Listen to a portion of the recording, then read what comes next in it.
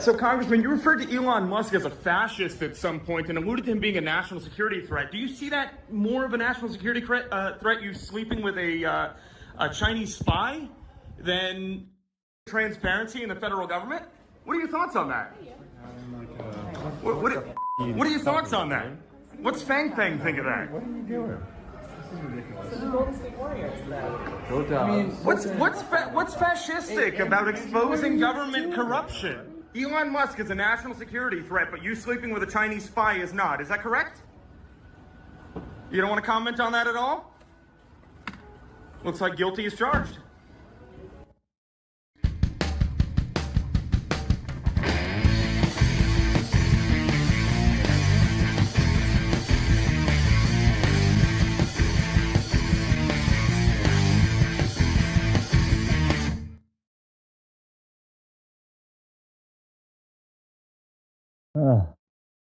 I would say, ooh, whoopsie, poor Eric Swalwell, but you know what? Actually, no, fuck Eric Swalwell. Sorry about. Oh, geez. What's in the way? Yep, that's. Hold on. Actually,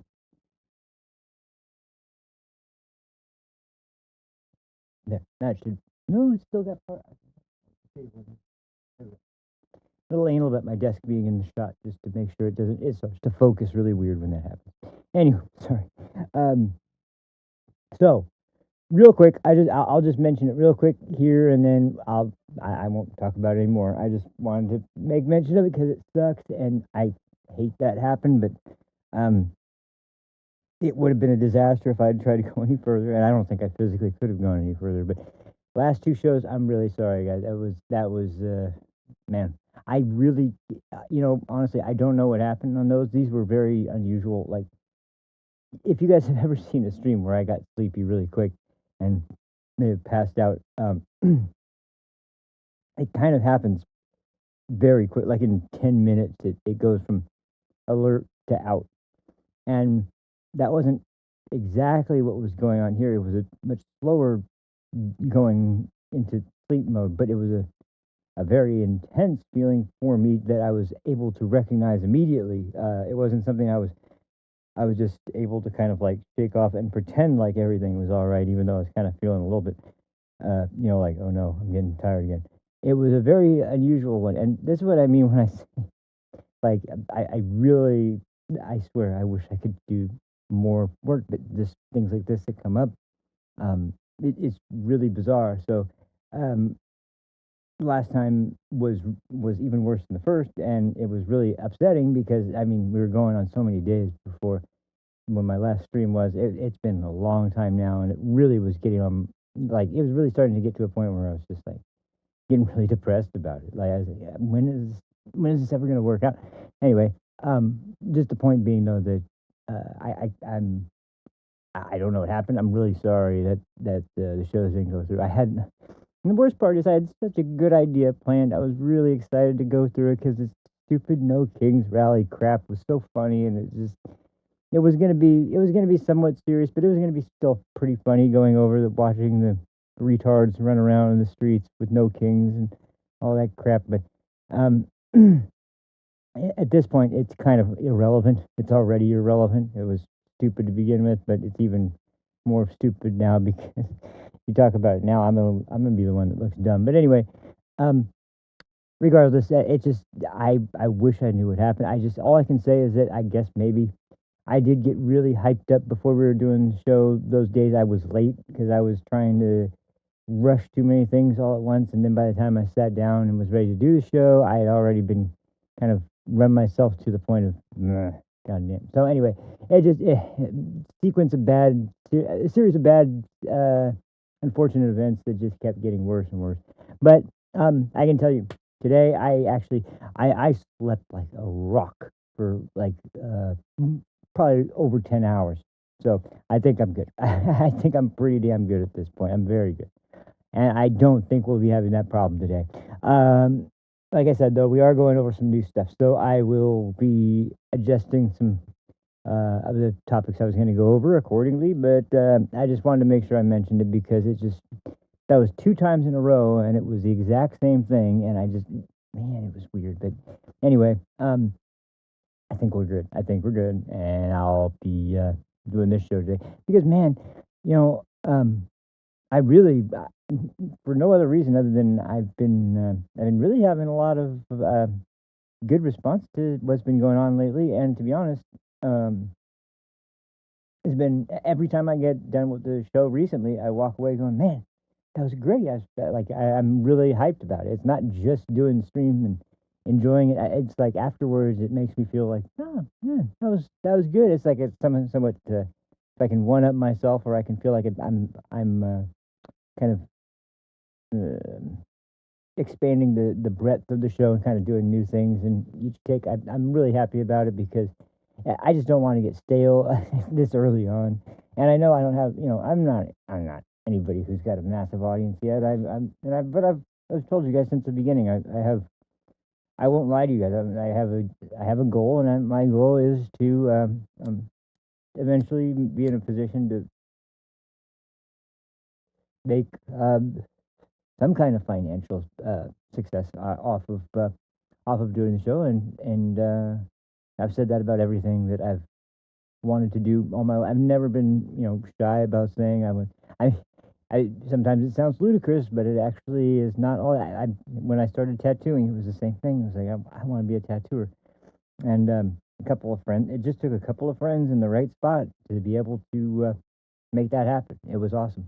So actually, Sean, if you're actually watching, call out to you. Thank you for all the work. I know Ted's not watching, unfortunately. I haven't talked to him in forever, but those couple guys, man, they just, like I said, right place in the right time to recommend somebody who they described.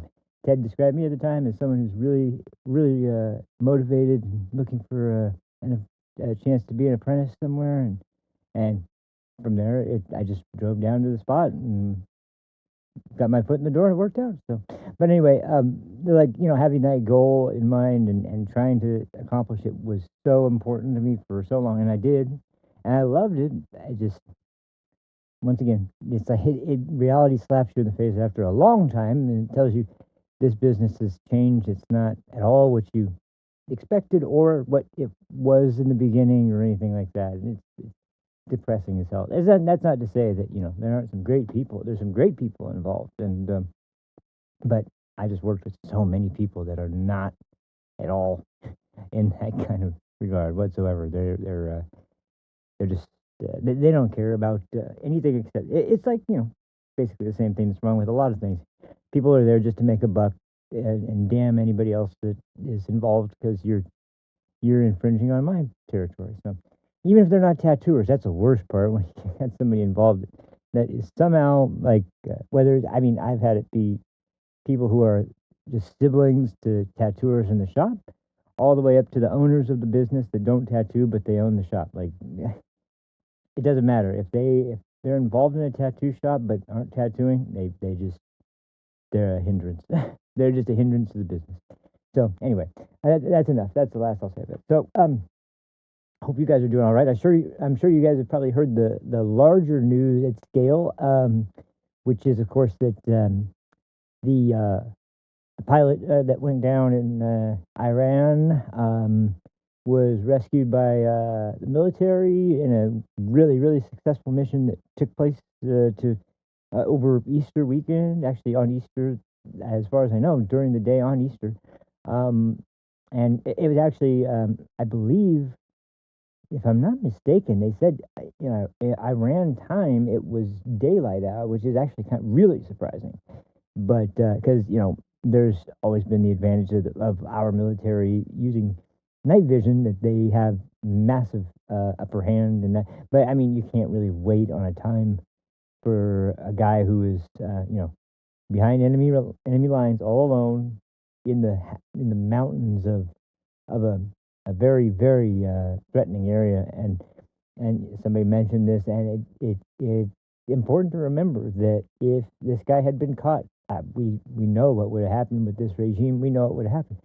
They would have captured him, tortured him, forced him to say something on camera that was in line with what they wanted, then they would have executed him. And they would have sent that tape to the president, and they would have sent that tape to bunch of media outlets. They would have sent that tape to Al Jazeera. They would have sent the tape to, they would have sent it everywhere that they thought would be beneficial to them, and also that would be like intimidating to the United States. And just for a further example, I was just saying this to somebody else. Well, maybe I'll just show you the clip because I did save the clip, and I think it's worth watching it because this is partially the theme of today's episode, or at least a major part of today's episode's theme. But because when I'm talking about language barrier here, we're not talking about literal language. We're talking about the language people speak in terms of their cultural, what would it be? Their cultural expression, their cultural way of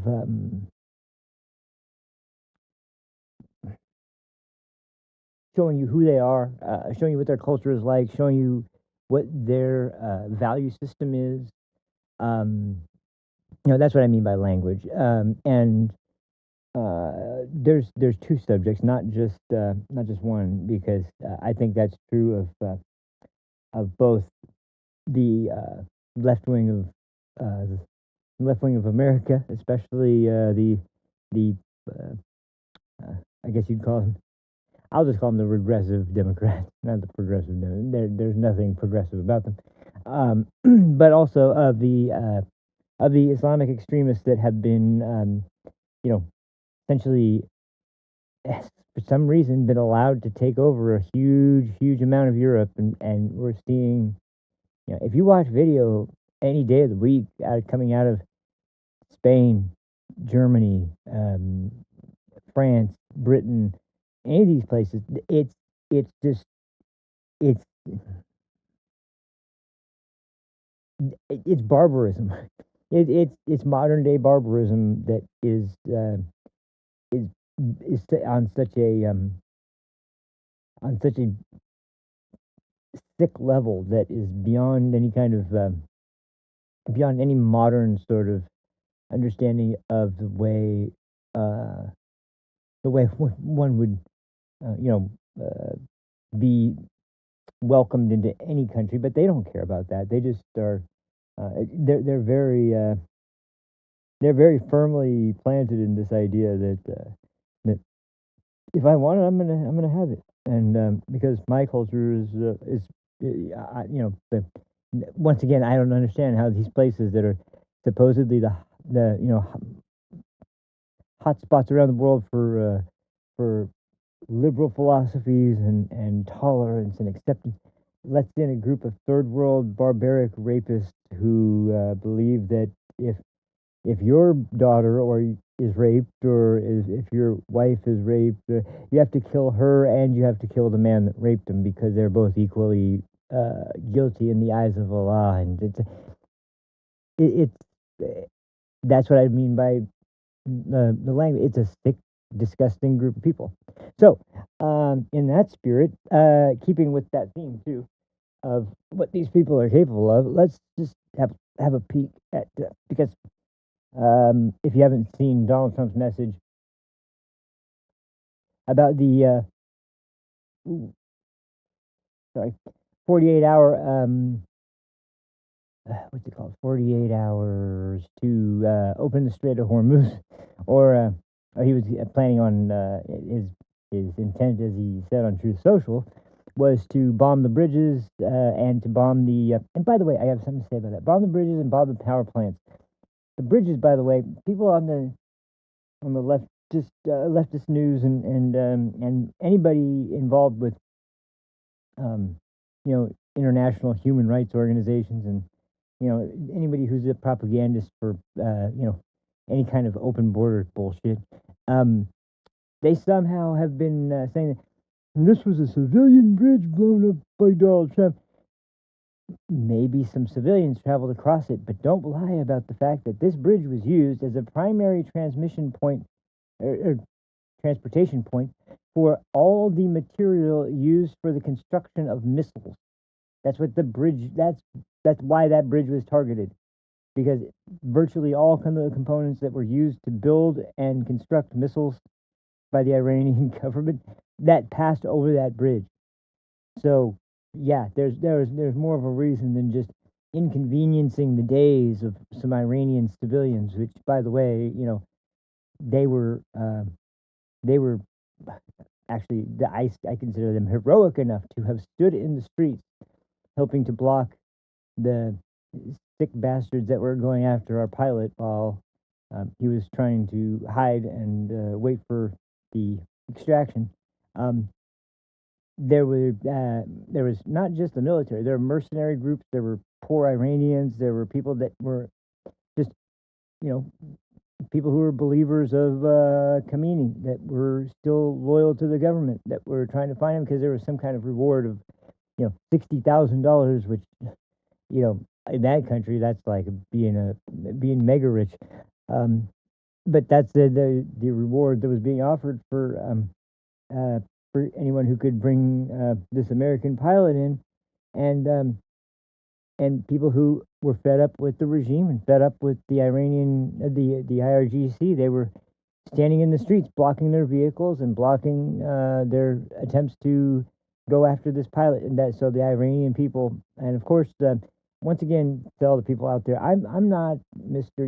We defend Israel at all costs. I've just been trying to be a realist about it. That we have very few friends in that area that we can trust. There's one though, and it's not a great idea to go around, slighting some of the few people that are willing to help you. And this is one of those instances where they had some of their military members on the ground going out to help our military by helping us get back our our uh, our guy that was behind that was still trapped there and needed to be extracted. Like they were actually helping to provide cover fire to help with the effort. There were so many things going on, like distractions and misdirection and all kinds of things that were being attempted to make sure that they were just going to clear out enough for us to get a point to come in. Um, but yeah, the most important point was that as far as what I was saying was that I saw there was two squadrons uh, that were sent in from Israel to assist, and so they were putting their lives on the line to help us get our guy back. And it kind of blows my mind when I hear people that are kind of downplaying. It's like not just from the left, but just people who I would just assume have some kind of fucking understanding that yeah, we lost the military technology that we had to blow up because we didn't want it to fall into the hands of Iranians. We got a guy back. We got a colonel back. We got our guys out there out of like it just seems like and maybe that is just because it is American thing. It's an American thing to care more about people than your military tech, and that you're not it's not about the secrets of your military tech or about anything like reading it or whatever, or reading it, learning about it or anything. It's that the people are the most important thing in the military. Period. I don't see anything controversial or wrong with that statement. So, anyway, let me just show you though what their next scheme is. And I'm sorry, I should have taken less time to introduce this, but I had to at least go into discussing that sort of that situation at least a little bit because it was of course a huge success, and the president rightly was very proud of the military. Which, by the way, it seems this really did turn public opinion in many ways back towards Trump's favor because I mean, you know, the ability to do that and the will to just without hesitation say absolutely we're not leaving our man there. We'll do whatever it takes to get him back. That is not what someone who is, either a weak leader or someone who doesn't understand the gravity of a serious situation. That's somebody who is decisive with a clear head when you need it the most. Like that's exactly the kind of person you need in leadership. Like I would argue that's ideal leadership because his mind is with what's most important to people. So Anyway, I don't know why I'm not on my folder with the video. I think that's why I got all screwed up. But here we go.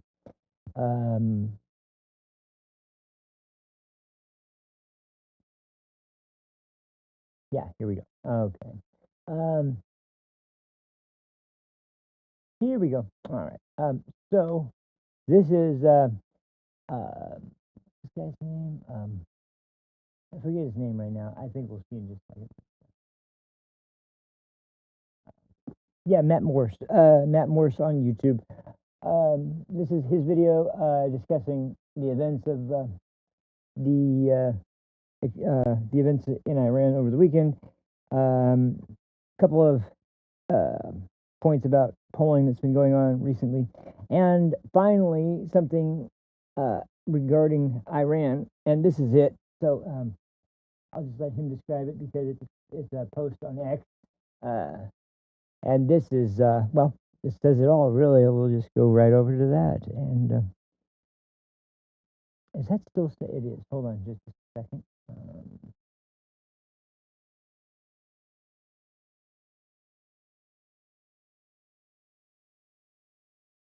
Oh, that's why. Yeah, I forgot. I changed that. Yeah.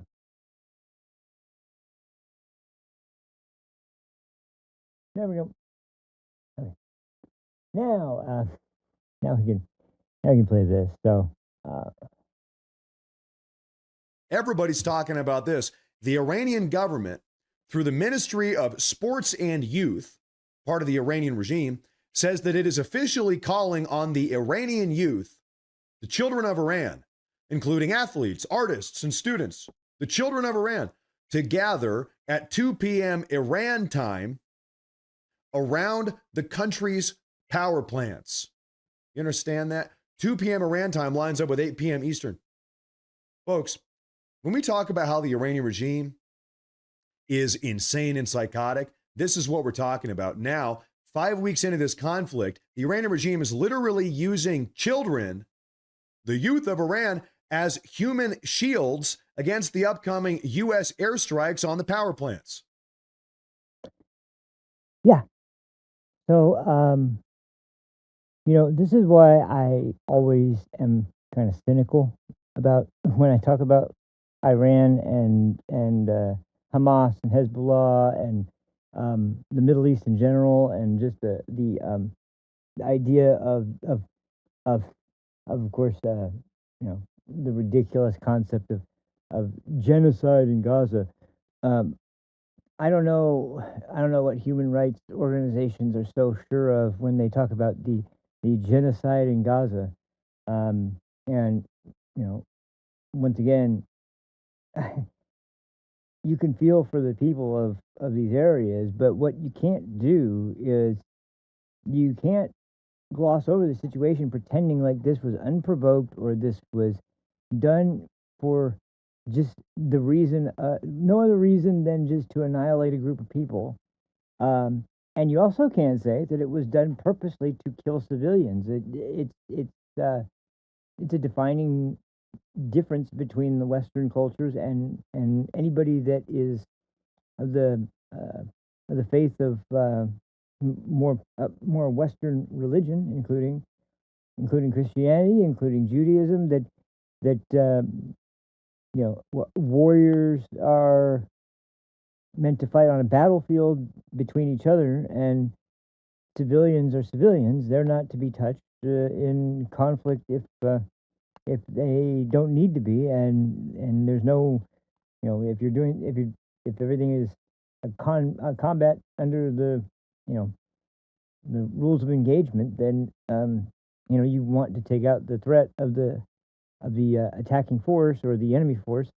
And you don't want to go directly after innocent civilians who aren't armed and aren't, actively taking part in a battle.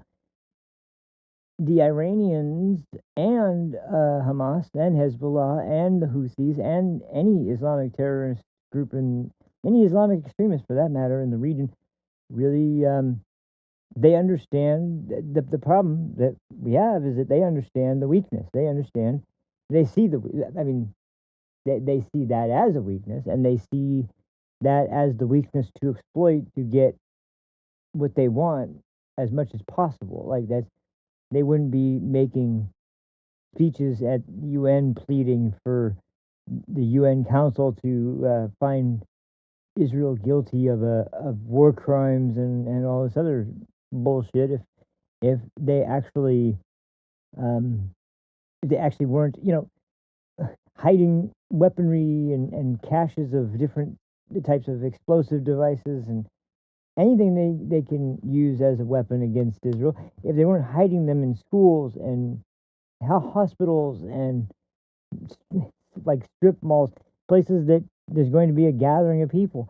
Another thing, I once again I was reminded of this today when I was watching somebody talking about this, and he was mentioning that the media, which they do, they never let anybody forget that.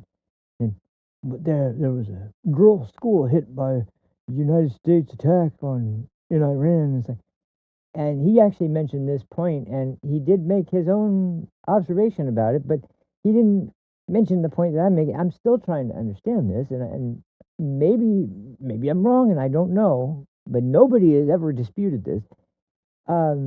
He mentioned that why would you have your military base attached to a school, and so I was like, yeah, that part's true, but once again, we're in Iran. When we lost control in Afghanistan and abandoned everyone there, um, schools were at that point they were still kind of expecting they were just going to be able to go back to their life and just under new leadership. But as soon as they recognized that no, girls are going to school now, no, we can't have that, and so there were punishments for any girl that kept going to school. And women aren't to be educated in the same way that maybe at very young ages, but not after a certain point. So, what was this girls' school next to a military base? I don't understand. The concepts aren't really making sense here. A girls' school, where in a country where girls aren't supposed to be educated in the same way as men, they're supposed to be only staying at home. And for all the feminists out there who cry, about the colonizing white man, they never seem to have anything to say about the Islamic extremist organizations in the Middle East that uh, you know want their women covered from head to toe. Only their eyes are showing. They aren't to be educated. I've already mentioned this, but I'll say it again. If if their wife is raped or their daughter is raped, that they have to murder their daughter and they have to go and kill the guy who raped her because they're both equally culpable in their eyes of their God, of Allah. That they're just as guilty. Um, and it's funny. I'm not going to get too much into this because this son of a bitch pisses me off too much, and he's been I don't know what's been the deal other than he's been outspoken as hell, of course, because his precious terrorists are getting their asses handed to them. But Mehdi Hassan was trying to make a little softball interview with one of the Iranian, you know, talking head spokesmen, of course, that was obviously a propagandist that was trying to, make Iran look as clean and welcoming as possible, and it was all that damned Israel's fault, those damn Jews. But what was it he said? He said, uh, oh, it was about the early uprising just before we really got the bombing campaign going, where the people that were taking to the streets and protesting were the reports now are that I think it was like 42,000 Iranian citizens were either killed or taken prisoner and then killed. There were people on the buildings in the surrounding area that had everything from pistols and rifles to shotguns and blowing people's faces off with buckshot, birdshot. Who knows what they're using? They use anything they can find. But I mean, just the thought of that's how you put down a riot in Iran. You just kill everybody there, and that's fine. Um, there's nothing representing anything close to American value in that sort of dynamic. Nothing even close. And for someone who is so tyrannical like Trump, who would be ripping up the Constitution and taking away everyone's First Amendment right, he sure as hell doesn't seem to mind when you exercise your First Amendment rights to shit all over him. I mean, it's a shitty fucking protest. It's stupid, and you guys look like a bunch of morons. But yeah, he doesn't seem to mind too much. And if you're so effective, then you'd be changing our minds, right? Robert De Niro's scripted answer was so fucking important. I will play that because this is just hilarious. And I'm sorry if there's one thing that was embarrassing as hell to watch, it was Robert De Niro's speech at the No Kings riot. Well, luckily it wasn't a riot, but I mean, from what I've heard, and I have no way to confirm this, but from what I've heard is that Antifa is definitely involved in the discussions and planning of this. Anything really, of course, it's going to be a mass scale protest in the United States. They likely have some sort of involvement in, but they've been particularly involved in the on the ground organization of protesters and protesters. I guess you call them protesters. I don't know, insurrectionists maybe. But yeah, no, they've been apparently helping to distribute materials of how to best protect against tear gas and how to best prepare your population for how to separate people from the the news focused protesters that are non-violent protesters that are just in the front with their signs, and they're the ones that were being highlighted last time for Donald Trump has got to go. Like the Vincent Dow was making fun of so well. But yeah, this is this is the I guess this is the high IQ speech that Robert De Niro had to give. Now somebody mentioned this when I watched this clip. The person who I think it was Rita Panahi who was introducing this clip. She mentioned after Robert De Niro's last appearance where he tried to speak at an event off the cuff, it really didn't work so well. So this time he came in with his written speech. He's got a script. He's ready to go. He's an actor. He can do this, right? Well, I don't know. I guess we better take a look and see. How can this be happening? Look at the power of the No Kings National Uprising. Look at the power of the No Kings National Uprising. Afraid of Trump? Please. No, they should be more afraid of us. That's right. Yeah. That's right. Tested the constitutional limits of their power, but none have been such an existential threat to our freedoms and security. None, except Trump. Yeah, that's right. He must be stopped, and he must be stopped now. Amen.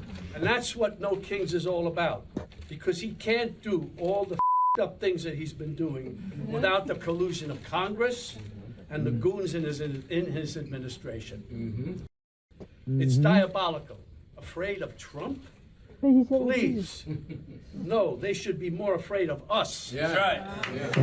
Because we still believe in the core American values of justice, equality, decency, and kindness. Could have fooled me.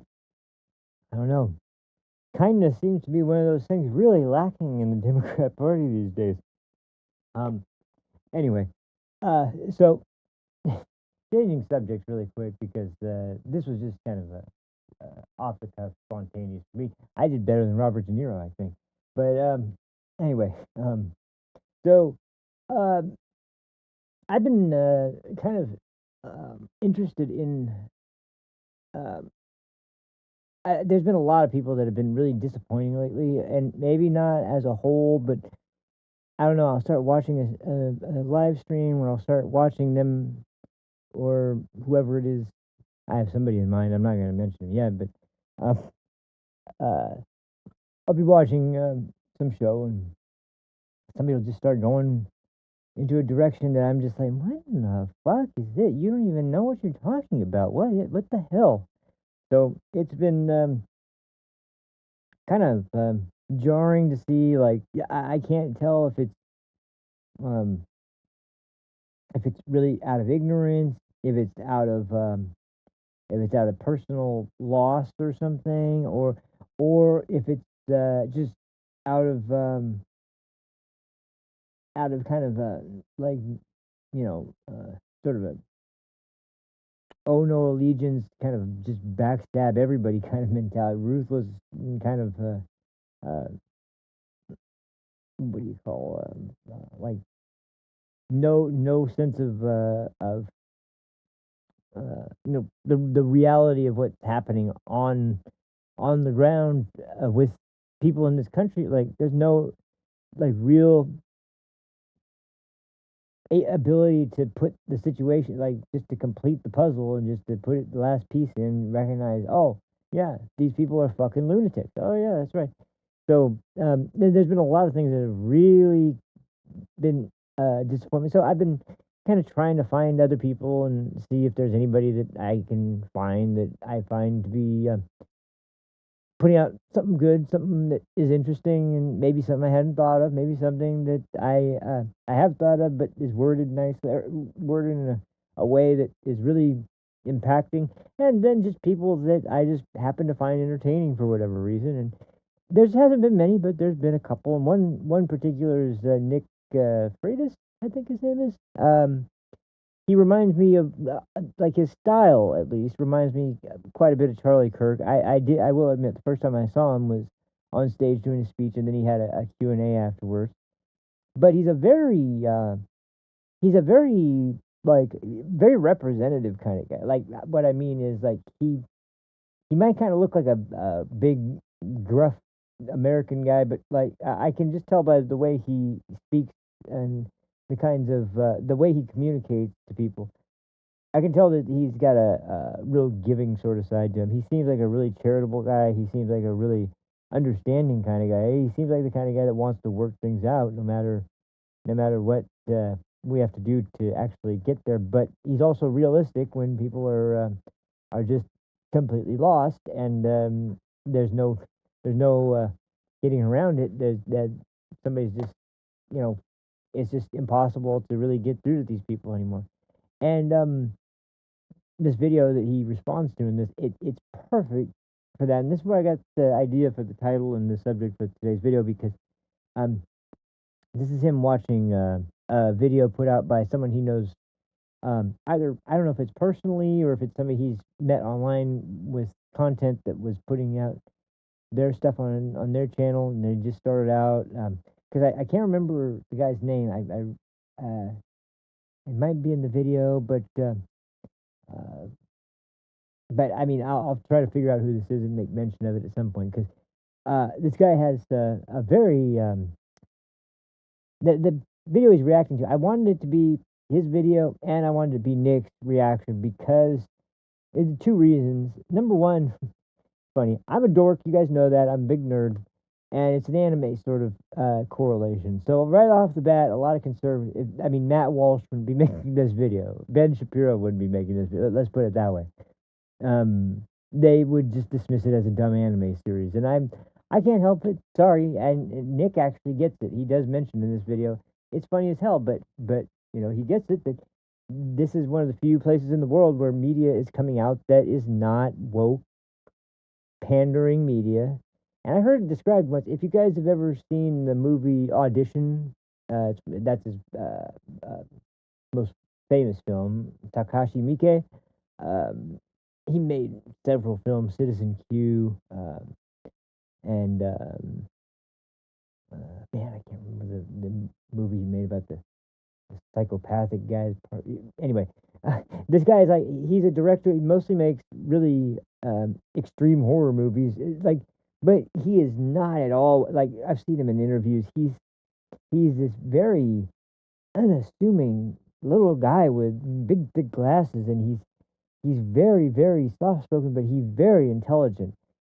And what I loved about it was in the interview, he makes mention that in Japan we don't think about our movies making it to an international audience. We just don't assume that they're ever going to make it there. That's a sign of really large success. So we make our movies for the island of Japan, and when you consider the population size of the country, we're talking about a very small group of people, and there's a very strong cultural pull for Japanese people. There's a very well defined, well organized, and well understood cultural set of interests that Japanese people more or less all share in terms of entertainment and cultural, the importance of culture, the importance of history, the importance of everything that makes up their society. And so when they make a movie that is going to be a full feature film, they're not thinking about what's going to appeal to America, what's going to appeal to people in this country or that country. So he's kind of humbled by the fact that this movie has reached this massive audience. But he also tries to kind of mention this, and it's true when you watch Audition. If you ever watch Audition, I would put a disclaimer on. There's you wouldn't even think it watching the first half of the film. It's very, very much like almost in the territory of rom-com, except for the beginning where this isn't really a spoiler. The main character's wife dies in the opening scene. In the opening scene, that's what happens. And anyway, so the rest of the movie, for about half, or even 2/3 maybe, is just kind of like a romantic comedy of him dating this new girl. But the last third is like a nightmare gone become reality. I mean, it is a very intense, very graphic um, uh, part of the film. And I mean, if you're familiar with his work, Takashi Miike, his films all share that. But it's not what I love about it. This isn't like Saw. It's not violence and gore for the sake of a shock film or violence and gore sake. It's to demonstrate uh, the the personality traits of somebody involved in the film, and especially in this case, it's someone you watch the whole movie and you get to know, and you watch, and there's times where this person seems totally like, wow, this woman is an amazing woman. She seems great, but you get little hints and sometimes not so little, but something unexplainable. And it's like, what the fuck is that? What's going on here? And you get the impression that, wow, something's really wrong. Something is really, really wrong here, and she's just not being honest about it. It's such a jarring movie, and it's so brilliant. But it came out in the '90s, so man, it's old as hell now. But uh, there was a short he did for a very short run. I think it was short run. It didn't last that long. It's called Masters of Horror. They did, I think it was on HBO. They did a show every week with one horror director, and had them make a short film that was an hour long for the special. And they did the first season. They did like 12 episodes or 13 episodes, and Takashi Miike was doing episode 11. And I say was doing because his was the only one that was pulled. They pulled his from the official lineup because they thought it was too graphic and too extreme. And if you can watch it now, it's called Imprint. Um, and I'll warn you, it may be worse even in just a shorter time span than the than Audition, because I'll just say it has to do with predominantly with hmm, I don't even know how to put it. It has to do with you know, just read the synopsis if you want to. I don't want to go into it because man, it is it's disturbing. It really, really is. it takes place. I'll tell you, it takes place in like in the it's like the late 1800s, early 1900s Japan. An Englishman that had come to this brothel and met this woman there had to go back home. But he swore one day he would come back and take her with him to America. And so he's going back to this island and trying to find her again to take her back to America with him. Well, he finds out pretty quick that she's not there, and that's all. That's all I'll say about it. Because there's a. I'll put it this way. One of the other main characters says, "There's nothing but whores and demons on this island, and that's it." Man, that's it. Man, character's spot on about that one. Anyway, though, the reason I'm mentioning all of this is that Takashi Miike, he may make this incredibly disturbing, stomach-churning stuff, but I remember in his description for audition, he says, I never made it with that intention. And if you start to feel that way, pause the movie, stop the movie, take a break, watch the rest of it tomorrow, do whatever you need to do, because it's important to come in and feel fine. The movie should never make you feel sickened or disgusted. But that was never my intent. Is to make anyone feel physically ill or upset. And it's like when you think of the content of the movie, it's kind of like what are you talking about? But at the same time, when you hear the context, you understand the idea, and then you also consider that according to what he said, he never really intended anyone but Japanese audiences to see this. You kind of get a better picture of why he sticks to that statement. So anyway, the purpose is to bring up the fact that Japanese culture obviously is very, very, very different than American culture, but sometimes that is the best way to convey a message that you would never think of and that wouldn't be able to be really articulated in the way that would make the most sense, but hearing it from the perspective of someone outside of that same culture, or hearing something that is being described and then recognizing it fits something that is going on that you're noticing and you never heard it described this way, it's exactly what I think you find in this clip that Nick Freitas is responding to. So without further ado, I can't even remember the name of the anime that he's referencing. He mentions it in the video. So we'll come across it then. If you watch anime, you probably will know maybe before I even have the chance to by getting there. But anyway, let's just I'll go ahead and load the clip.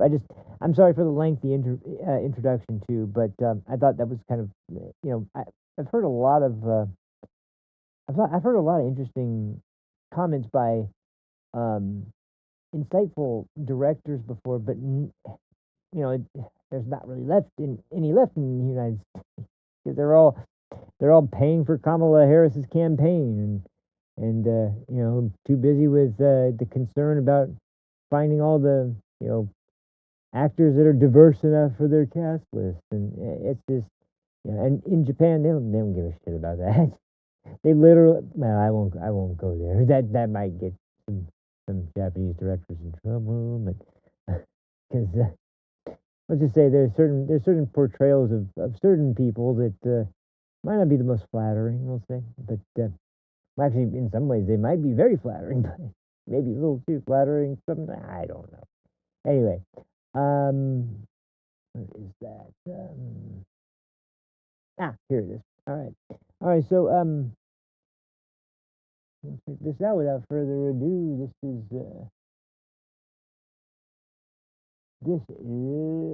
Nick Freitas with his show, Making the Argument, and a reaction to Ririn. That's the name of the anime series.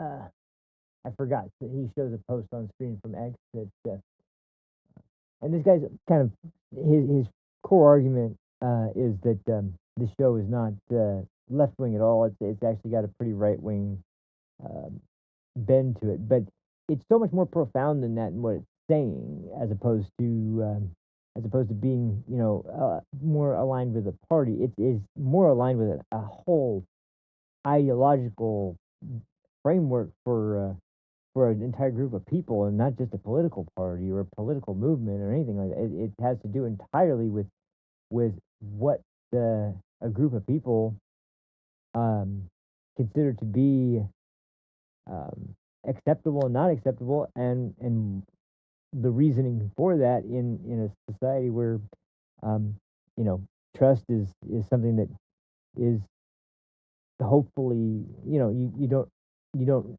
automatically give someone your trust, but there are certain things that make you more trusting of someone, and it's usually based on both your culture and your own personal experiences, and this kind of touches on both of them, but it's really, really profound in the way that it does. So, anyway, we'll go ahead and get this going. And I'm sorry for rambling on. I shouldn't have gone on that long, but this is such an interesting clip. So, here we go. A handful of left-wing anime fans have argued that, like every other cultural icon of the last decade, Frieren obviously belongs to them. But there's just one problem. Frieren is as close to being explicitly right-wing as any anime possible.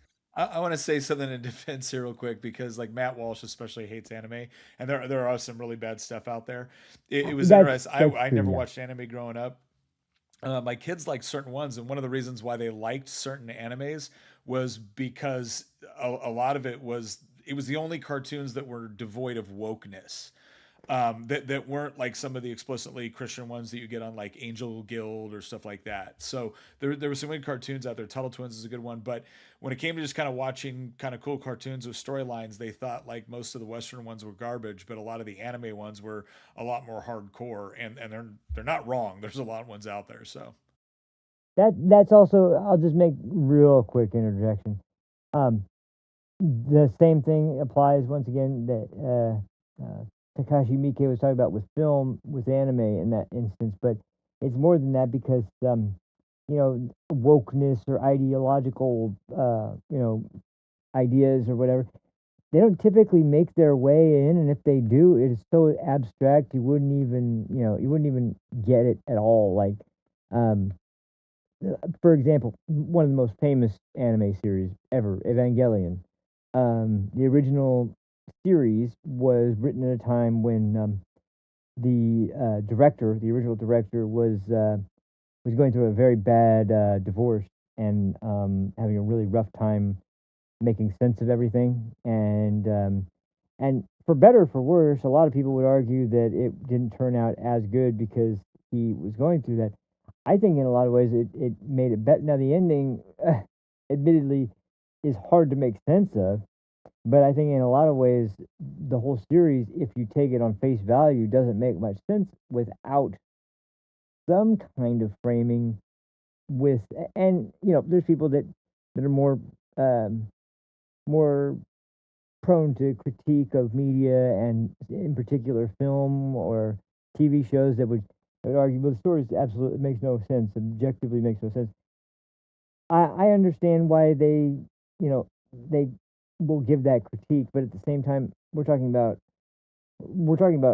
a form of artwork, and I know that in a lot of ways that gets tainted because of people, but generally that comes from people who they couldn't care less about art. They couldn't care less about making a good artwork of any kind. Really, they do it because they thought this was the easiest path to success and financial benefit that they had. So they just put any old garbage out and expect they're going to get paid for it. That's generally the pattern that I see that emerges, and it's really sad too, because that's really what's ruined so many industries: music, television, movies. It really, and now it's just almost expected that, yeah, if as long as you just tick all the boxes, then you're gonna have a successful film, because now the film critics are all gonna go, yeah, this is great, it's inclusive, and yeah, but how's the story? How is it? I always I'm very, very much enamored by what's the story about? How deep does it go? What subjects does it touch on? And how does it relate?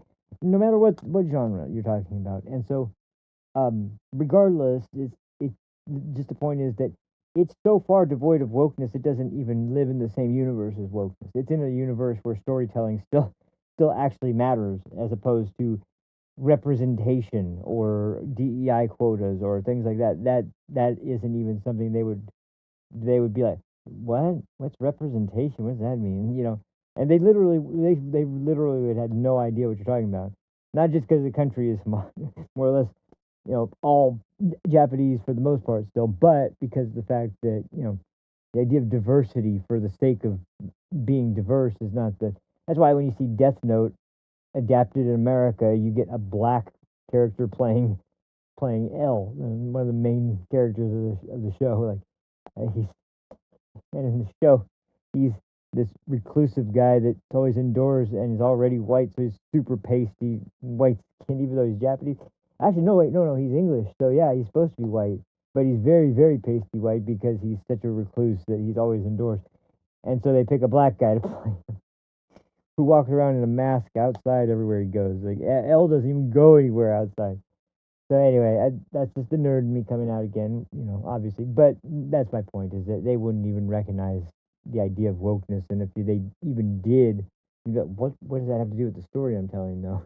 So that's I would say that much is admirable about it. No matter how goofy it might be to everybody out there, I think it's still pretty admirable to have that be a philosophy of the artwork that you are working on. So anyway, there we go.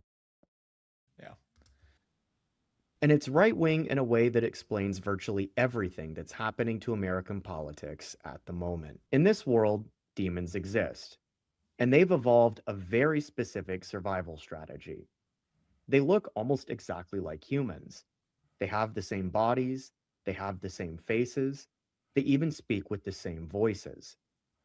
The only thing that really gives them away are the small horns on their head. And you've got to remember, these things have spent centuries studying human beings and learning how to blend into society. They've picked up human speech and behavioral patterns, but none of it's real. The whole thing is a performance. It's a manipulative play with one purpose and one purpose only: to weasel their way into a position close enough to do what they actually came to do, which is to eat the humans themselves. And in one of the most memorable scenes of the first season, So this Friren's is the party big encounters a demon cat. that has taken the form of a young girl. Now, I want you to pay close attention to what happens next. The human hero of this party, Himmel, simply can't bring himself to strike this demon down, even after it had just murdered and eaten another child. From Himmel's perspective, all that he sees is a small and frightened girl, not a monster with no compassion for its victims. And so he just can't do it. He can't swing his sword and strike this demon down because it goes against his own principles, his own moral compass, really his entire worldview. What happens next is that the village chieftain steps forward and offers to take the demon in as one of his own. He basically promises to raise it as a human and to show it love and compassion. But in doing so, he's playing right into the demon's hands. It has no interest in integrating into human society or reforming itself along humanity's moral order. All it's interested in is manipulating the emotions and principles of the humans around it in order to continue killing. And so, tragically, the same principles that drove this family to open up their home ultimately result in the village chieftain being killed, his homestead burned to the ground, and his daughter nearly suffering the same fate as the first child that Himmel failed to avenge. Finally, Frieren steps forward to do what Himmel couldn't. And in this moment, we learn This is the everything we need to most know important about part. the world of Frieren. The demon cries out yet again for a mother it doesn't even have. And when Frieren presses it on it, it finally admits that it's simply a magic word that keeps people from killing them. As Frieren herself explains, 奴らにとっての言葉は人類を欺く術だ。the point here is that demons use human empathy and morality to their own advantage. So for those of you that are listening to this on audio, let me what she said was, to them words are merely a means to deceive humans. Is that demons use human empathy and morality to their own advantage. Now, real quick, just to interject, there's a little bit more to go through, but sound familiar? Sound like the perversion of language that we've heard about, that we discussed at length in all different circles, including just about every major news channel I can think of has talked about different subjects that used to be words that we only used in the most extreme of situations. And somebody messaged me, I didn't notice. Let's see. Ah,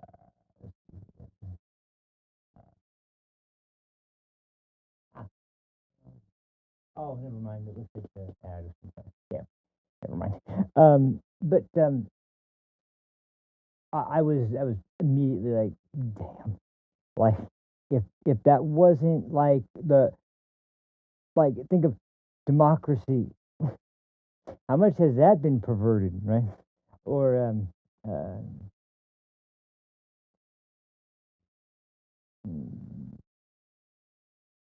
no man is above the law.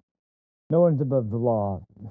Like all these phrases that are used today by the left, especially in America, that that really have no meaning whatsoever. But to people that still believe in American ideals and the concept of America in general, that's still a phrase that carries a lot of weight because it was traditionally something that we held to be extremely sacred, and many people still do. But there's a problem when it's only one side that still holds that as something ideal, and the other side has kind of tossed that out a long time ago when they decided. And I'll make a demonstration of that as soon as this is done, but we'll finish that right now. I just wanted to point out, just when you think of it in these broad terms of how it applies, and once again, think of Iran and the children that they're putting up front. And remember when Iran said, "You care more about life than we do about death," um, um, like essentially implying that your people are more concerned about constantly being as safe as possible. We don't care if we're safe or not, as long as we are able to kill those who are opposed to us. And usually, what that means is their ruling class and their leadership of whatever it might be, are commanding the underlings to, go put on a suicide vest and blow yourself up for Allah, and you'll be in heaven with your 72 virgins and all the other horse shit. And so it's so powerful to think about. Like they're speaking a different language. It's a totally different way of communicating, and they understand now, maybe better than most people do. I think the military and this administration, when it comes to Iran, they get it. A lot of people in the country don't, and maybe even the Democratic Party does. They probably do, but they just don't care. And that's their part in it, that they are manipulative enough to have more deeper knowledge of America in particular and what things are the most important to American citizens. That's why I'll get into this as well in just a little bit. That's why the fucking stupid Epstein shit. That's why they keep saying uh, Trump's name appears 32,000 times in Epstein files, is because just by using the word Epstein and his name appears Epstein files, just just spouting that talking point is enough that they know culturally that will be enough to get people so riled up, especially those who are already having a strong predilection to not trust Donald Trump, but to trust everyone else that's speaking out against him, that it doesn't matter how extreme the accusation is, it must be true because we can't believe Donald Trump. And that's what's so incredibly profound about the subject, and we'll get back to this, but that's literally perverting language to destroy a culture from inside. Like there's no better way to describe it. Despite never adhering to those moral principles themselves. The entire thing is a trick designed to cause what would otherwise be the demon's enemies from recognizing themselves as such. This is why I said earlier that Freerin is deeply right-wing, so much so that there's an entire collection of memes pointing this fact out. Of course. And this one scene from a Japanese anime perfectly explains the current state of American politics today. I've summarized the phenomenon here in a tweet that ultimately inspired this entire video. So I'll go ahead and read this off for you for those who listen. It says, conservatives win an election. Leftists appeal to the Constitution, the rule of law, Christianity, and the Founding Fathers to ensure that conservatives never act against them. Leftists win the next election. They immediately discard all of these principles and begin ruthlessly imposing their will on society. They go way too far, lose the following election, and instantly go back to appealing to the Constitution.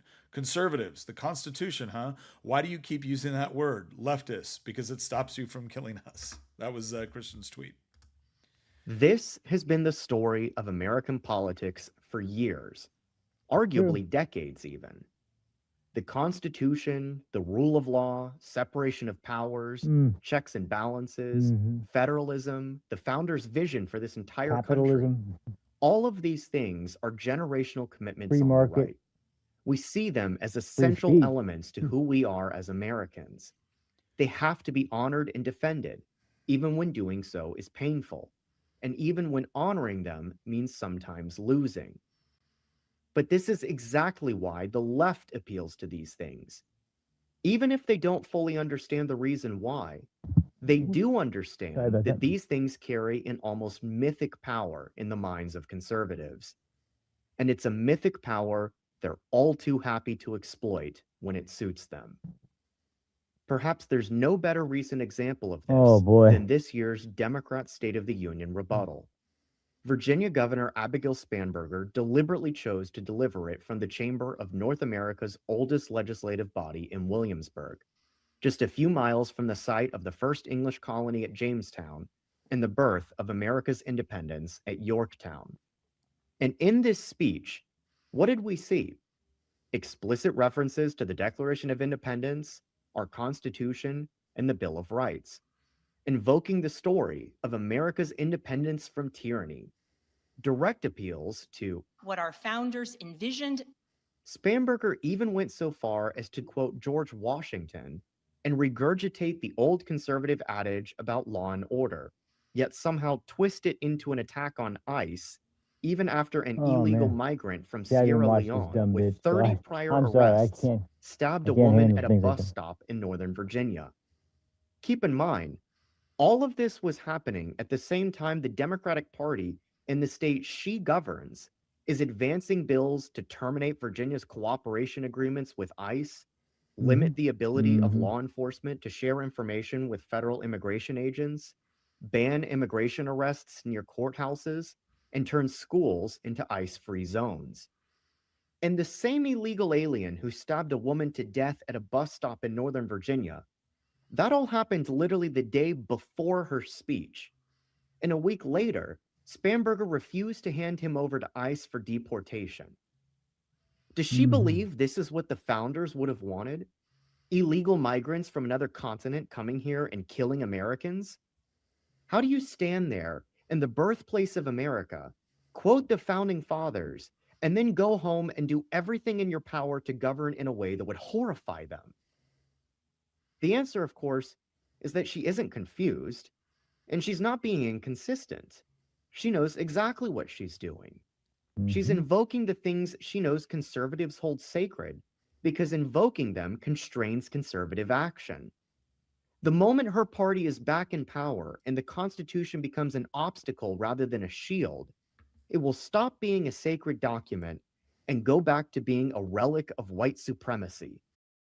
There's one other thing too that you could point at that is accomplished by that, and you know, this isn't necessarily directly in congruence with everything, but at the same time, considering the concept of manipulation being so strong here, that I don't think it's far fetched to say that it's also out of recognition that people on the left still, whether they think it's out of necessity or whether they think of it as still being something that is important, but just never really understand what it is they're trying to say.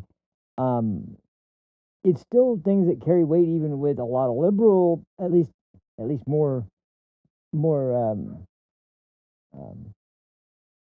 more traditional left wing Democrats than the sort of, you know, progressive anti anti democ not democ anti capitalism, anti free market, uh, anti religion, anti everything, except for advocating more state power, more government power, more more regulation, all that stuff. Um, but still, deep down, they still hold some reverence for the concepts that they grew up believing were what the country was founded on. They just have completely been so thoroughly confused and deceived that they don't understand even the meaning of the words they're using anymore. They don't understand what free speech is. They don't understand what it means to. They can't even understand what birthright citizenship was intended for. Like they somehow believe that if you're on American soil for whatever reason, you're legally on a visa, on whether you cross the border illegally, whether you're here temporarily, specifically for a job, if you have a child on the soil, all kids automatically American. But it was never meant to be like that. That was not the intent behind the 13th Amendment. That wasn't the purpose. And Trump was right for the most part in that it was meant for slaves, but it was also meant as a way so that there were no questions at all when we had a naturalized citizen who was was originally from another country, and we had we'd screened them, we'd done all the vetting, we had them legally go through the proper process of application and acceptance, and they became a naturalized citizen. And just so there was no question at all about their children or their children's, and no questions on the lineage, their children would also be considered to be citizens if they were citizens of this country. That's the line of subject to its. Subject to the laws thereof, like essentially subject to the government thereof. I can't remember the wording. Basically, if you are on American soil and subject to the laws thereof, then your child is an American citizen. Point being that if you're adhering to the law and you're in this country, that doesn't. So once again, you know, running across the border at 9.5 or 8.5 months pregnant and getting here a couple weeks and then running to the doctor's office when you're going into labor and then you have your child. That's not if you actually, I mean, is there one person who would say in good faith that they honestly think that was the intent? Because it references even the exception at the time where Native American tribes, who by the way some were still at war with the United States and the United States government.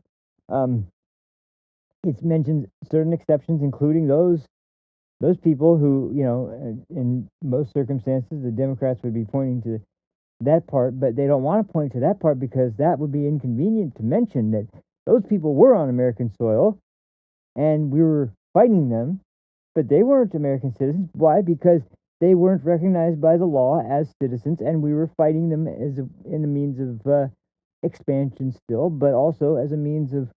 I mean, they were openly still attacking us. So if there was still a lot of non. I wouldn't call it like open warfare, but um, basically a hostile conflict between a lot of the more isolationist type of warring tribes that were much more much more uh, keen for defending like certain ancestral territory that they believed was theirs, and you can have you have a serious debate on the you know the way we should have handled that situation. Of course, it's never good when anyone's killed, but it's I always think of these situations. It's like these people were scalping mothers and children and families while they're still alive. They were scalping them and leaving them for dead. These aren't people that were just friendly, happy Earth children. They were, in many cases, extremely brutal. And you could say that was stealing their land all you want, but like there were several tribes that were far, far more willing to recognize that we need to make peace. We need to come to some terms, and as you can see, there's been especially today with the exceptions and carve outs for tribal reservations.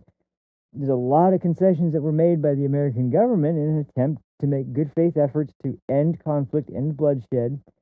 And of course, there's going to be outliers to that. But the point is that if they were to point out that, if you're not like, if you did that, I would assume, obviously, that there would be maybe the understanding that, okay, they have children, that's fine. That's fine. They're not going to be,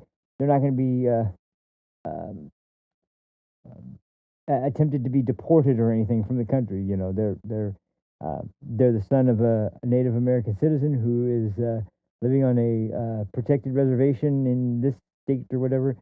So, there's a lot to the 13th Amendment, but that would be very inconvenient to state that part, because then that would mean that so there are sections that very, very specifically go into detail about what a citizen is and how it's like how you make those decisions, and what the purpose of the amendment is in the first place. Like, is it meant? Yes, it's meant to exclude anyone that we have deemed, naturalized or sovereign citizen of the U.S. or whatever it might be. It's not extended to anyone who is not recognized by the United States government as a legal resident. It's like, and obviously, if you get into the country illegally, that doesn't mean now. At this point, nothing wildly extreme has actually happened to cause that to go into a very bad place where there could be, large scale open conflict in the streets. But I mean, if you had the wrong person, like say, I don't know, maybe a cartel leader who had a child in this country, and he tried to argue birthright citizenship for his son, and that means I can stay because I have to take care of him. You think that leftists wouldn't be falling over themselves to say, no, this is poor man needs to be like, they wouldn't even want to, they wouldn't mention the gang affiliations. They wouldn't mention drug cartel, dealings and all that sort of thing. They would be purely focused entirely on the same thing they were in the Maryland man case. It's the same thing. And once again, why did they do that strategy? Because they know conservatives value family above all else, and by appealing to that was, I remember very distinctly, like I thought conservatives cared about family values and about keeping families together, and now they want to just separate them. It's when this man's done nothing wrong, and it's like, motherfucker, you don't even know the difference between the words right and wrong. You have no idea what the fuck you're talking about, and you know nothing about this guy, obviously, either, whom, by the way, in case you forgot, had several arrests for domestic abuse. There was a restraining order filed at one point. So this wonderful family that he was a part of and that he was protecting, well, wasn't doing the best of a job at that when he was basically abusing his wife and neglecting his children, and and so the Maryland man, father of so many kids or whatever. And there's some new guy, I think they're trying this with, I can't remember his name now, but somebody else who's done horrendous shit. And of course, here comes the arguments of he's just a resident of this state and da, da, da. Okay, legally or not? But what does it matter? There's sanctuary policy. Fuck off. Anyway, that's what I mean by like, it's just it's so spot on with the comparison here that I could go on and on. I won't. I'll stop right. I forgot this went on so much longer after the actual original example was made, but it does. Just like it did before. And this gets to the fundamental problem at the heart of American politics right now. To conservatives, the Constitution is a civic Bible. It's the cornerstone of America's identity. It's the guarantor of liberty for its people, and the crowning achievement of our country's contribution to political philosophy. But to the left, the Constitution is something MLA, else how's it going, entirely. man? They don't appeal to Thank the you, by Constitution the because way. they believe in it. They appeal to the Constitution because you do. To the left, the Constitution is at best just a procedural tool to invoke when it gets you what you want. And at worst, it's a founding document of white supremacy written by white patriarchal slave owners to protect a system of oppression that progressives are determined to tear down, sometimes quite literally.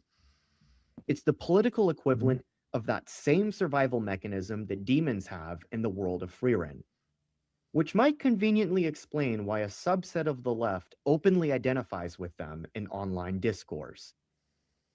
But of course, these two views are not compatible.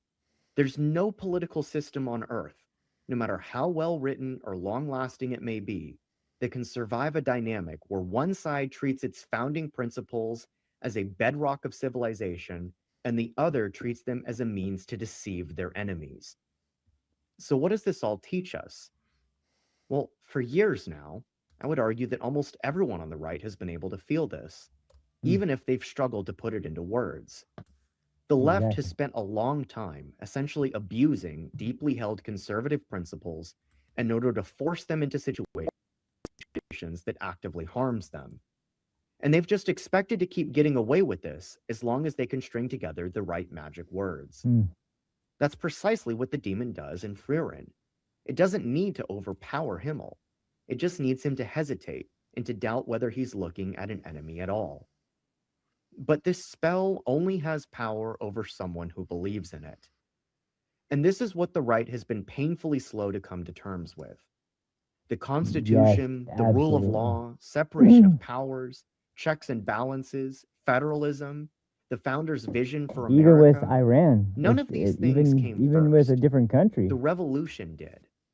The rules and procedures only came after the question was settled as to who this country belonged to and what overarching vision would govern it. Right now, there's a new battle being waged over those first-order questions. And recognizing this isn't an act of cynicism or an abandonment of principle. To go back to the Freerin analogy for just a moment, when she strikes the demon down, does she somehow stop protecting the humans she cares about? Does she become the demon herself? No. No. She just stops pretending that extending mercy to something that will use that mercy to keep killing is synonymous with being merciful itself. Ultimately, the right doesn't need to stop believing in the Constitution or the rule of law. It just needs to stop extending these principles in a universal, automatic, and good faith manner to the very forces that have made it clear that they'll invoke them when convenient and discard them when they're not. See, this is probably what we're going to end up talking a lot. Or in other words, real quick, people who have abandoned those ideas entirely a long time ago and have no interest in even pretending I guess they're pretending, has no interest in actually doing anything at all to show that it actually does believe in them. They use short-sighted, basically, they use short-handed, lazy attempts to invoke the judiciary or former case law or it's something like that where it's like once again look at 2020 and the election and 2021 and no court in the country every court in the country disagreed with Donald Trump. No, they all dismissed his case on standing. They didn't dismiss it on the merits. They didn't hear the merits. They didn't want to hear the merits. And I'm going to talk about judges real soon. It might not even be this episode, but I'm going to be doing that because we've got a major, major problem. And I've mentioned it a little bit before, but I really want to emphasize it soon. I'm sorry. I just had to interject that point because it's partly that they have become understanding enough to get the principles themselves and understand them, but to twist them and to use them only when convenient, like 34 count felon. Like, oh, that's important to people who believe in the rule of law, of course. But when you remember that, oh yeah, those 34 counts, that's right. The jury didn't even have to reach a unanimous decision for the first time in the history of this country's judicial system. They were just told, whatever you use to connect these laws, whatever federal law you think it was that was violated, doesn't matter. You don't have to be unanimous about that part. You only have to be unanimous that a federal law was broken. Oh, okay. So the first time, and so that, never mind that part. That part takes too long to discuss. Can't get that part out fast enough. And by that point, this is what we'll go into in the second subject of the video today. And I'm sorry, but this is just all tied in together so well. I didn't expect it to be, but that's the same way you reference a very quick, very easy to reference. That's like all you have to say is January 6th. And then, conservatives have to say, well, Donald Trump said he to peacefully and patriotically make it. By that point, they're already yelling. Oh, it was an insurrection. It was insurrection. It was insurrection. It was insurrection. They're already talking over you, screaming about insurrection by the time you're trying to just explain your perspective. They've mastered the way to make these short, bite-sized arguments that everybody understands what they mean without having to make the argument. And then when you hear the part from their opponent who they haven't heard a million times, and they haven't heard the arguments from a million times, and they are hearing maybe for the first time, or would be hearing for the first time, but they get interrupted and talked over. And because, of course, usually the show is kind of more leaning to the left than to the right, they're more than happy to say, "Excuse me, sir, let him finish talking. Let him finish making his point." And his point is just, January 6th, insurrection. Trump's a national security. It's just spurging out and screaming at the top of your lungs. It has nothing to do with an argument. You're just hurling accusations constantly. Which in that case, by the way, there was not even the charge of insurrection ever brought against Donald Trump or anyone else in this administration, or even anyone at January 6th for that matter. Not one of the January 6th evil insurgent uprising members of the, that were going to destroy Congress by, not being armed and having one of their own killed. They're super dangerous. It's all, there's no substance to it, but you just say January 6th. What comes to mind? Insurrection. Donald Trump is an insurrectionist. That's how they manipulate language and use it in this way that has become effective because of the implication that it carries with it. And they're familiar enough to know that Americans are familiar with these terms, but not always, like, unless you're someone who really, like some nerd like me who watches way too much Congress, way too much clips from Supreme Court recordings. I listen to way too much of this stuff, and that's why I've kind of recognized the arguments are just they're paper thin, they're bullshit, they make no sense. But the people that get them, it's like they have their own language, and they do almost. It's almost like I guess it's kind of not the same, but it's kind of like newspeak almost, but not quite. But anyway, we'll go back to the video. About is this whole idea of how do you actually execute this? What the founders built or stood for. It's actually the only way any of it can possibly survive. So that was called Freirin and the Politics of Deception. So, yeah, that was right at the end, I guess. Anyway, I loved that clip, and when I first saw it, I was like, I have to talk about this at some point because whatever it is that is the topic of the video, I know it will be relevant, and it turns out this is actually a pretty damn good time because uh, you know, combined with the conflict in the Middle East and what's going on in the United States with um, the upcoming midterm elections and how critical those are. One thing that's becoming clear is that nobody really does trust the left anymore. They're really having this very strange moment in American politics where um, oh whoops where they are not happy about us being in some kind of open conflict with Iran, despite the arguments that have been made for why it's necessary. They're not for a lot of things that they see going on, but they look at everything that Democrats are doing and standing for, and I think they recognize really deep down that their entire argument is only based on just one thing, and it's just anything but Trump. We're going to oppose everything Trump does. Our whole party is united around one thing, and that is Trump has to go. But that's the only thing we're united on. The rest of it, we all disagree on everything. And it's one of the most pathetic things I've ever seen because, I've said this before and I'll say it again. I I am very nervous about this, and um, it's starting to look like it's likely, but I still have to maintain that I can't picture it because I just can't see it. I can't picture a Speaker Jeffries. It just makes me sick. Not because of his, don't go out and making accusations of racism. The guy is like a complete fucking fraud. There's nothing about the guy.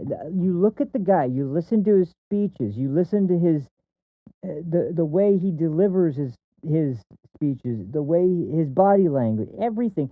There's not one thing remarkable about this guy. Not one thing. There's only one quality he has that makes him useful and a good candidate for the Democrats for speaker. He takes orders really well. He does everything he's asked to do to the letter. He's good at that. Because as you notice, like Nancy Pelosi really likes him, so that must mean that he's really good at that. And that's what they want in speaker because they don't want their speaker. If it's not Nancy Pelosi, who it's not going to be, then it's got to be somebody that's going to basically be the surrogate Nancy Pelosi and make all the arguments that Nancy would make and make all the points that Nancy would make, but it just can't be Nancy. So we gotta. But why this guy? I mean, like because he'll parrot the points. But when you look at him and the things he says and the times he appears in interviews and the points he talks about, it takes less than 10 seconds for him to turn any subject he's asked about against to Donald Trump. Like literally, it doesn't matter what he's talking about. As soon as he gets the chance to speak on the subject, it immediately goes into Donald Trump somehow, no matter what it is, and it's ridiculous. But at the same time, I hear him in interviews where he's trying to talk about something seriously. He's got the same tone, the same inflections, the same body language, the same demeanor. Like there's he has no. You can't tell any kind of emotional state that he's in. You can't tell what he's trying to emphasize and what he's trying to condemn. You can tell nothing. You just hear the words that he has to say and you can quote him. I guess he sounds good in the newspaper. But that's about it. And I look at the guy and I'm like, this is what we're getting. Yeah, and you know what that means? That means we're getting the usual suspects of the House. We're getting Dan Goldman. We're getting what's his name? God, Jamie Raskin, that son of a bitch. We're getting uh, what's the man? I'm forgetting all the Jerry Nadler. We're we're getting a new one, Maxwell Frost. We're getting all the usual suspects that are going to come back out in the woodwork, and it's suddenly going to be impeachment time. It's going to be time for subpoenas and for impeachments and for inquiries and for every fucking propaganda battle we can wage. And we've seen this script before. We've seen it play out once in the exact same way, and there's no reason at all whatsoever to believe that that this would be any different. So I hope, and I really think that it is why people are not supporting the Democratic Party. They're just showing like they're not that happy with the job that Trump is doing. But at the same time, then you get something like what's happened recently with the military objectives in Iran that we just accomplished, and you get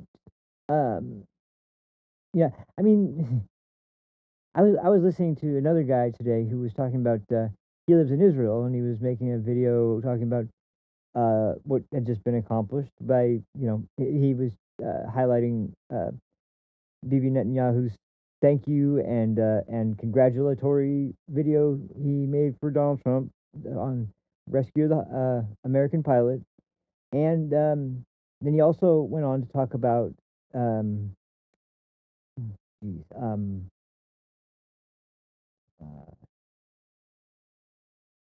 basically the idea of the Iranian government not being understood by the people that are constantly welcoming it in or trying to come to some kind of understanding with them or always touting the human rights atrocities that are being committed by the US. It's like you don't understand. These people have no interest in protecting their citizenry. Why do you think they just offered up their children to stand in front of the power generators when they're planning, when Trump was talking about striking them? Why do you think that they recruit kids as young as 12 or 13, sometimes younger, to be suicide bombers? Why do you think that that when it's anything, when Hamas firing a rocket and it misfires and lands in a hospital parking lot, they immediately say it was Israel.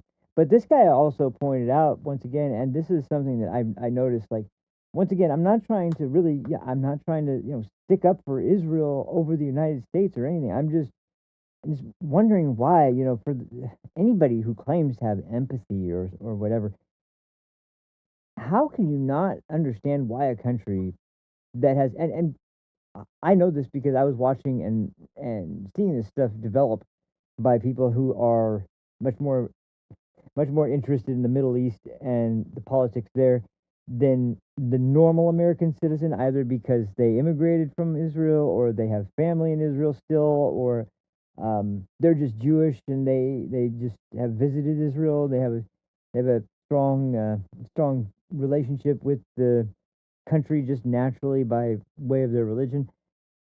There's people that will just talk about this and try to get people to open their eyes.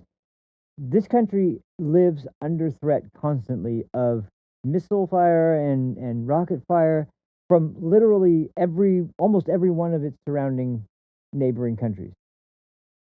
They have sirens, air raid sirens that will go off at any time during the day, and that means anyone in that area, from little children to elderly or Holocaust surviving, old people who have a hard time getting around, that you need to get to a bunker immediately. And, like this is how they live every day of every week of every year. And then they try to say that Israel is the aggressor here. Wait, how many times do you think this country's been fired on? The only reason there's not extensive damage is because they developed a defensive system to protect them. They were trying to hold off the attacks as long as possible. What'd that get them? Well, that got them October 7th. So, what do you do when You put up everything possible. You negotiate the surrender of your own territory to the people threatening you to take it. It's there. It's yours. Take it. We'll give it to you. We'll leave. Oh, okay. We'll also dig up all the dead bodies and we'll move them out. Okay. And and all the business. Yeah, we'll close all those up. Oh yeah, you can destroy all of our churches and everything sacred to. Yeah, yeah. And if we're not out by this point, you'll murder everybody. Okay, all right. Like all these demands of this, and then they get it, and then what do? Oh, they start launching rockets from there. It just blows my mind. You don't have to be sympathetic to Israel, the nation, in terms of like wanting America to hand over more funding and more funding, but to condemn them as the aggressors or somehow being the ones who are perpetrating an unjust conflict and they're responsible in the extreme case, once again, using the words that they know are going to hit hard, of a genocide against the people of Gaza and the people of Palestine. I'm sorry, you're pointing your guns in the wrong direction. I don't know. I know Israel's helped us out in a lot of things that have gone. How much of the Gazan or the Palestinian people helped us out in the area? Have they ever come? No, they haven't. They haven't come to our need. They haven't helped us out with anything. And everybody wants to point to Bibi's speech to Congress that we know Saddam Hussein has nuclear weapons or weapons of mass destruction. Da, da. Yeah, he said that and it was stupid. I agree. But the country's bigger than Bibi. The people of Israel are not just one man. And to top it all off, most importantly, how the fuck does that excuse anything that's going on with the Islamic world?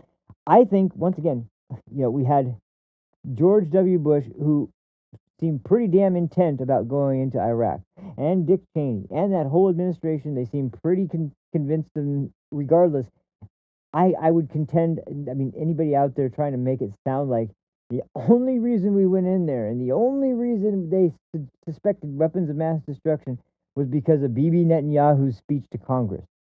Right, because we didn't have a CIA or any kind of intelligence agencies, you know, basically gathering anything and everything possible from the region to be able to make assessments based on their satellite imagery. And I remember satellite images of over Iraq.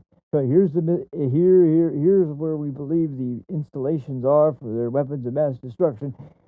Turned out none of them had anything there. But once again, was that Bibi? No, it wasn't Bibi making that argument. It was the president and the vice president and the secretary of defense. And I mean, that's the part that's so wild to me. I can't understand how anybody thinks that Donald Trump is a more hardcore conservative radical extremist than George W. Bush. The idea is just stupidly, it's so ridiculously insane. And yet, that's what the left, I mean, they've already maybe they've changed their mind now because they kind of have to, because they couldn't justify it. But for a while there, I mean, they were as welcoming to George Bush as they were to Clinton and Obama. Like, let's welcome all the presidents back. Oh, yay. I'm sitting there going, wait a minute, when exactly was George W. Bush on par with these two? I don't remember that, but everybody's why? Oh, it's because they were trying to urge Donald Trump to not look into the fraud anymore from 2020 and to accept the election results and da da da. That's why they don't give a fuck about him. They don't give a fuck about any of this. They were just trying to propagandize the election more. So,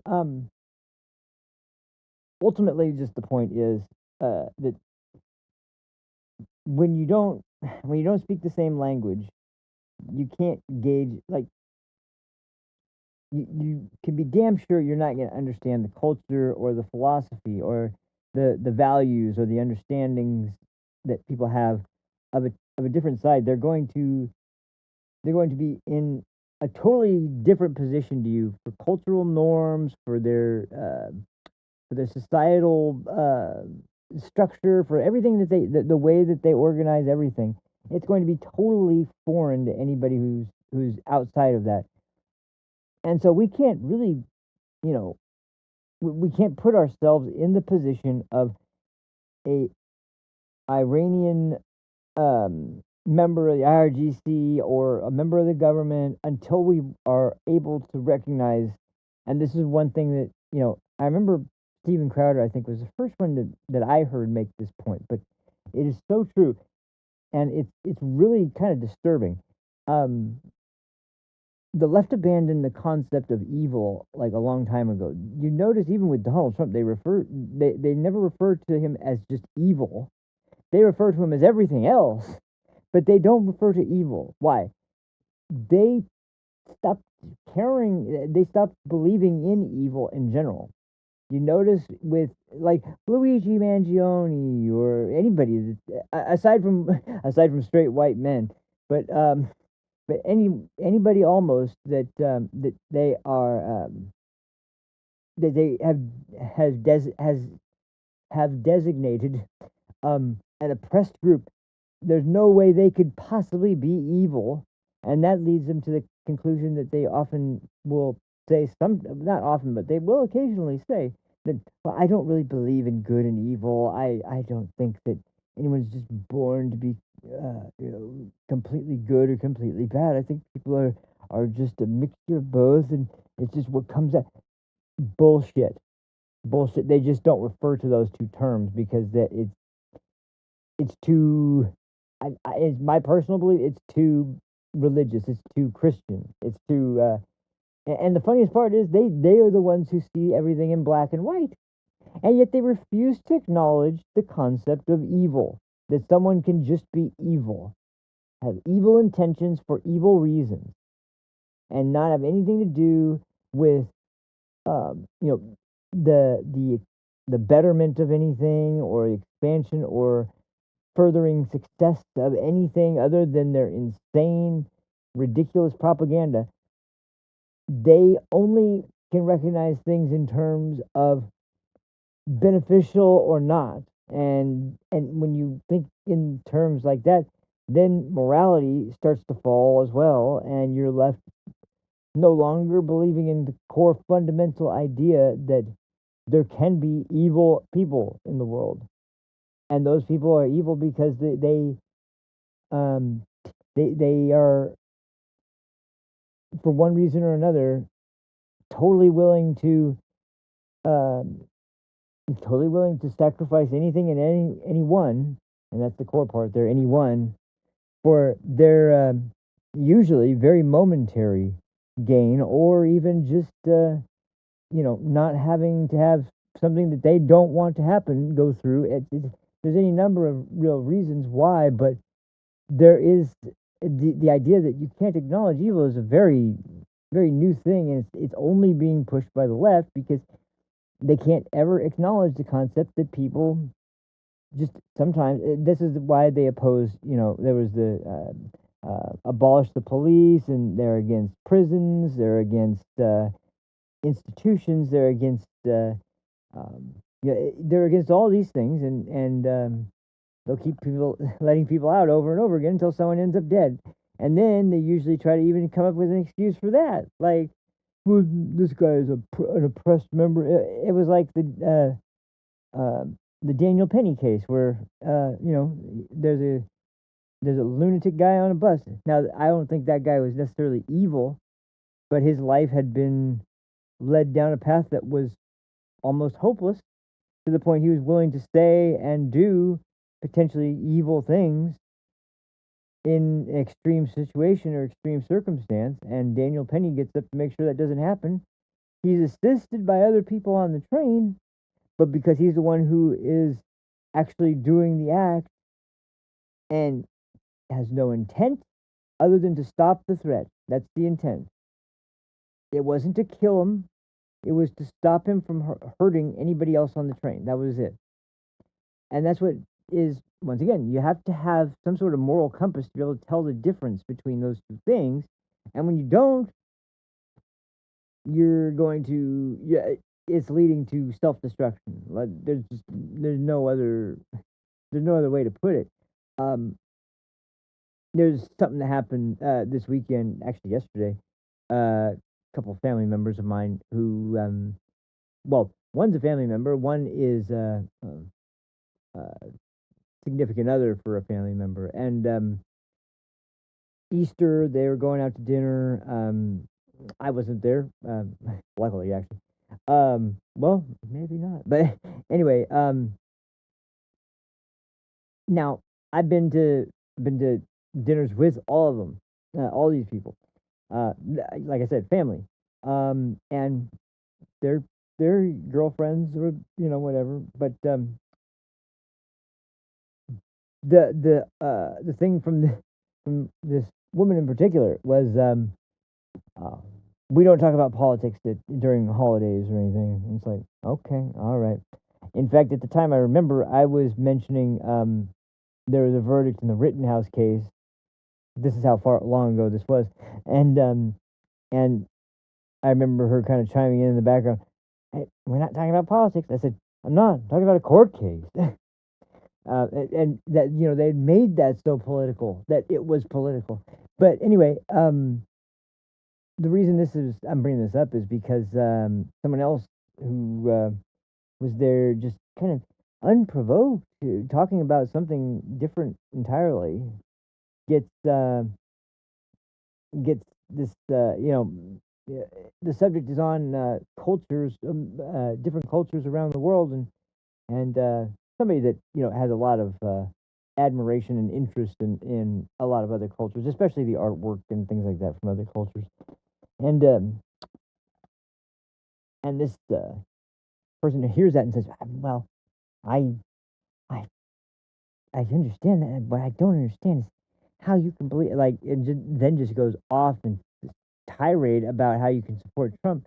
And here's what really is, uh, you know, it, it was described as this sounded like almost like a flip of a switch going from normal and totally fine. And bear in mind, this is in a restaurant on Easter, so it's not like you're in a quiet, secluded place. You're in the middle of a busy restaurant on Easter, and this person got so out of character from what had been seen that like there's like this totally different person and like furious but trying to hold back some of it. I guess is almost like trying to restrain from exploding into anger at just the thought of Donald Trump, and goes off on a tirade about how this pedophile is blah, blah, blah, blah. And I'm hearing the story and I'm going, you know and once again, like I said, this is a person who refused to want to engage in politics, at any gathering. But I've noticed that when I'm there, that's when it's really emphasized. But and maybe they just thought that there'd be less pushback. But it forced the person getting chewed out to literally leave the restaurant and walk out and begin to walk home. I had to go pick him up because it was too far away, in my opinion. I didn't want him walking. But my point is that imagine like, listen to that point. The pedophile Donald Trump. So this is someone who has heard enough bullshit that hasn't even, I guarantee you, hasn't heard him being described as a pedophile who is confirmed by court cases, but has believed in her head that everything that's been said by. So every time you hear from MSNBS Now or CNN's fake news or any other news site out there that is like, well, we're just reporting facts. Yeah, you're reporting facts with the most suggestive tone and demeanor and the ideas that you're putting forth. You're not putting forth objective, truthful ideas. You're putting out suggestive ideas so incredibly devastating because they're almost always, I mean, that's not even almost. That is literally, I mean, if you're in prison, it doesn't matter what your crime is. If you've committed something where it involves sexual abuse of a child, you're not going to likely leave that prison alive.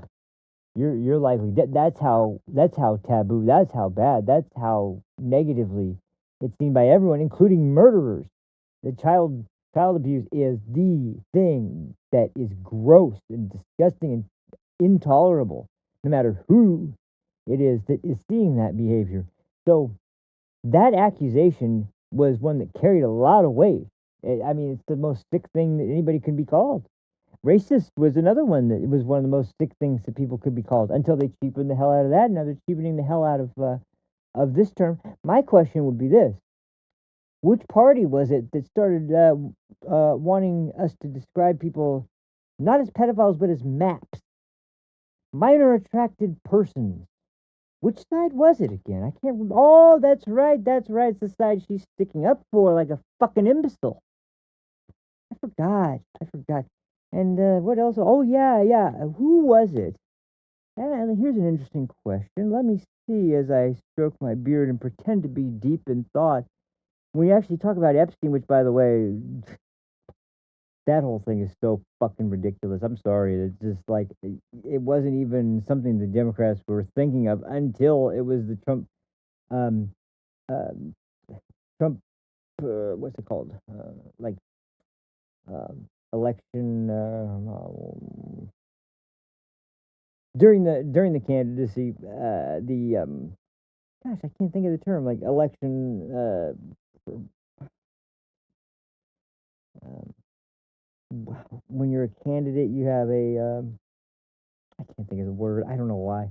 Like I said, this is happening to me a lot lately. But so basically, anyway, what I was getting at is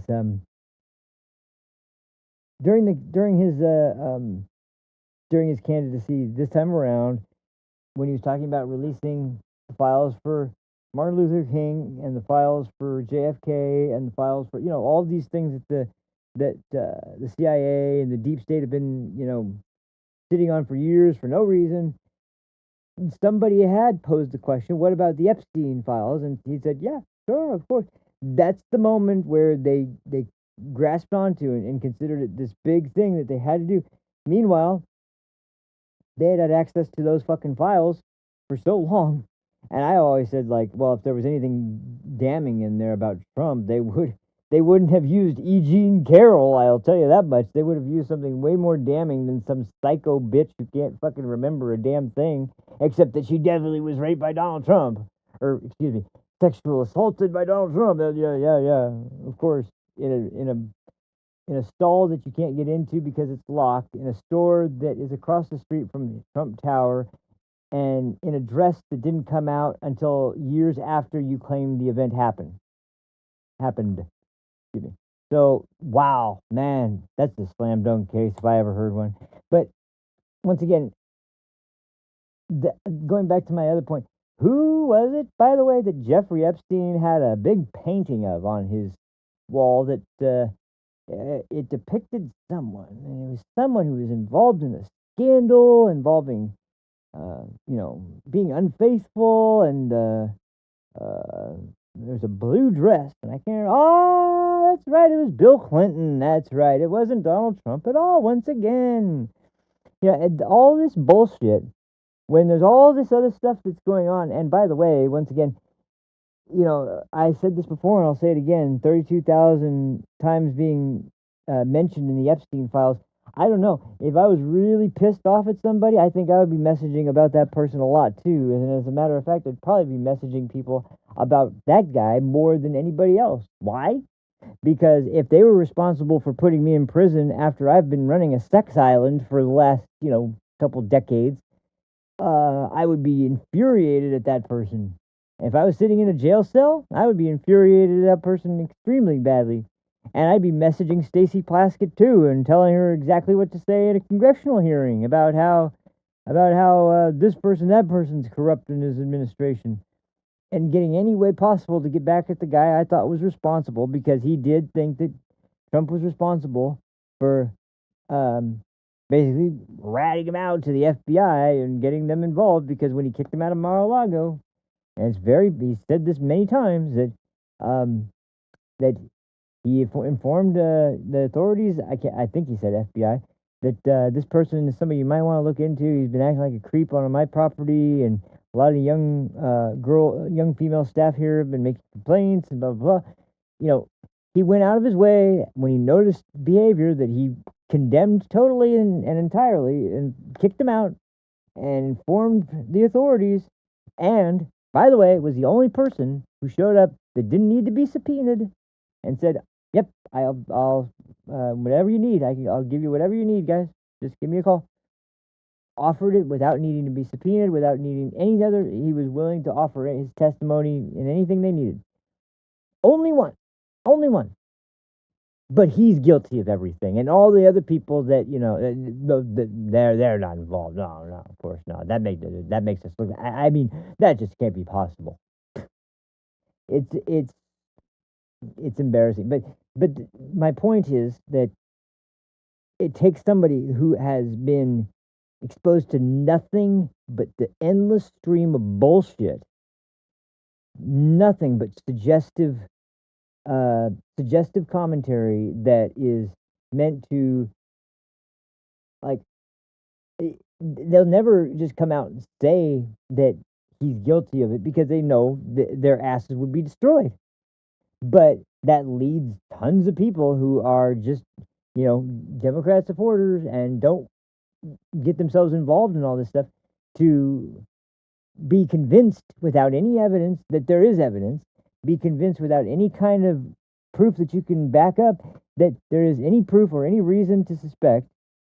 And when you hear Epstein now, you immediately think of the Trump administration. It's just fucking disgusting. It's absolutely despicable. And they talk about how they're just trying to defend victims, and I always ask the question, really, motherfucker? So how about the hundreds of thousands of children that were sex trafficked into the country by the illegals you just opened the door for? You care about those innocent children? Care about how they are still being, trafficked every day, potentially being sex trafficked every day, getting raped every single day because you opened the fucking border up? Or is it just the people that you think can help you politically that you care about their horrible traumatic experience? Or is it that you don't care at all? You just think that this is your hot ticket to advancing your political career? Because I've bet money that's probably exactly what it means. That's exactly what's on your mind. It has nothing to do with victims. It has nothing to do with anything else but your fucking ambition and your endless self-righteous fucking bullshit. I'm sorry. This is what really gets under my skin. But man.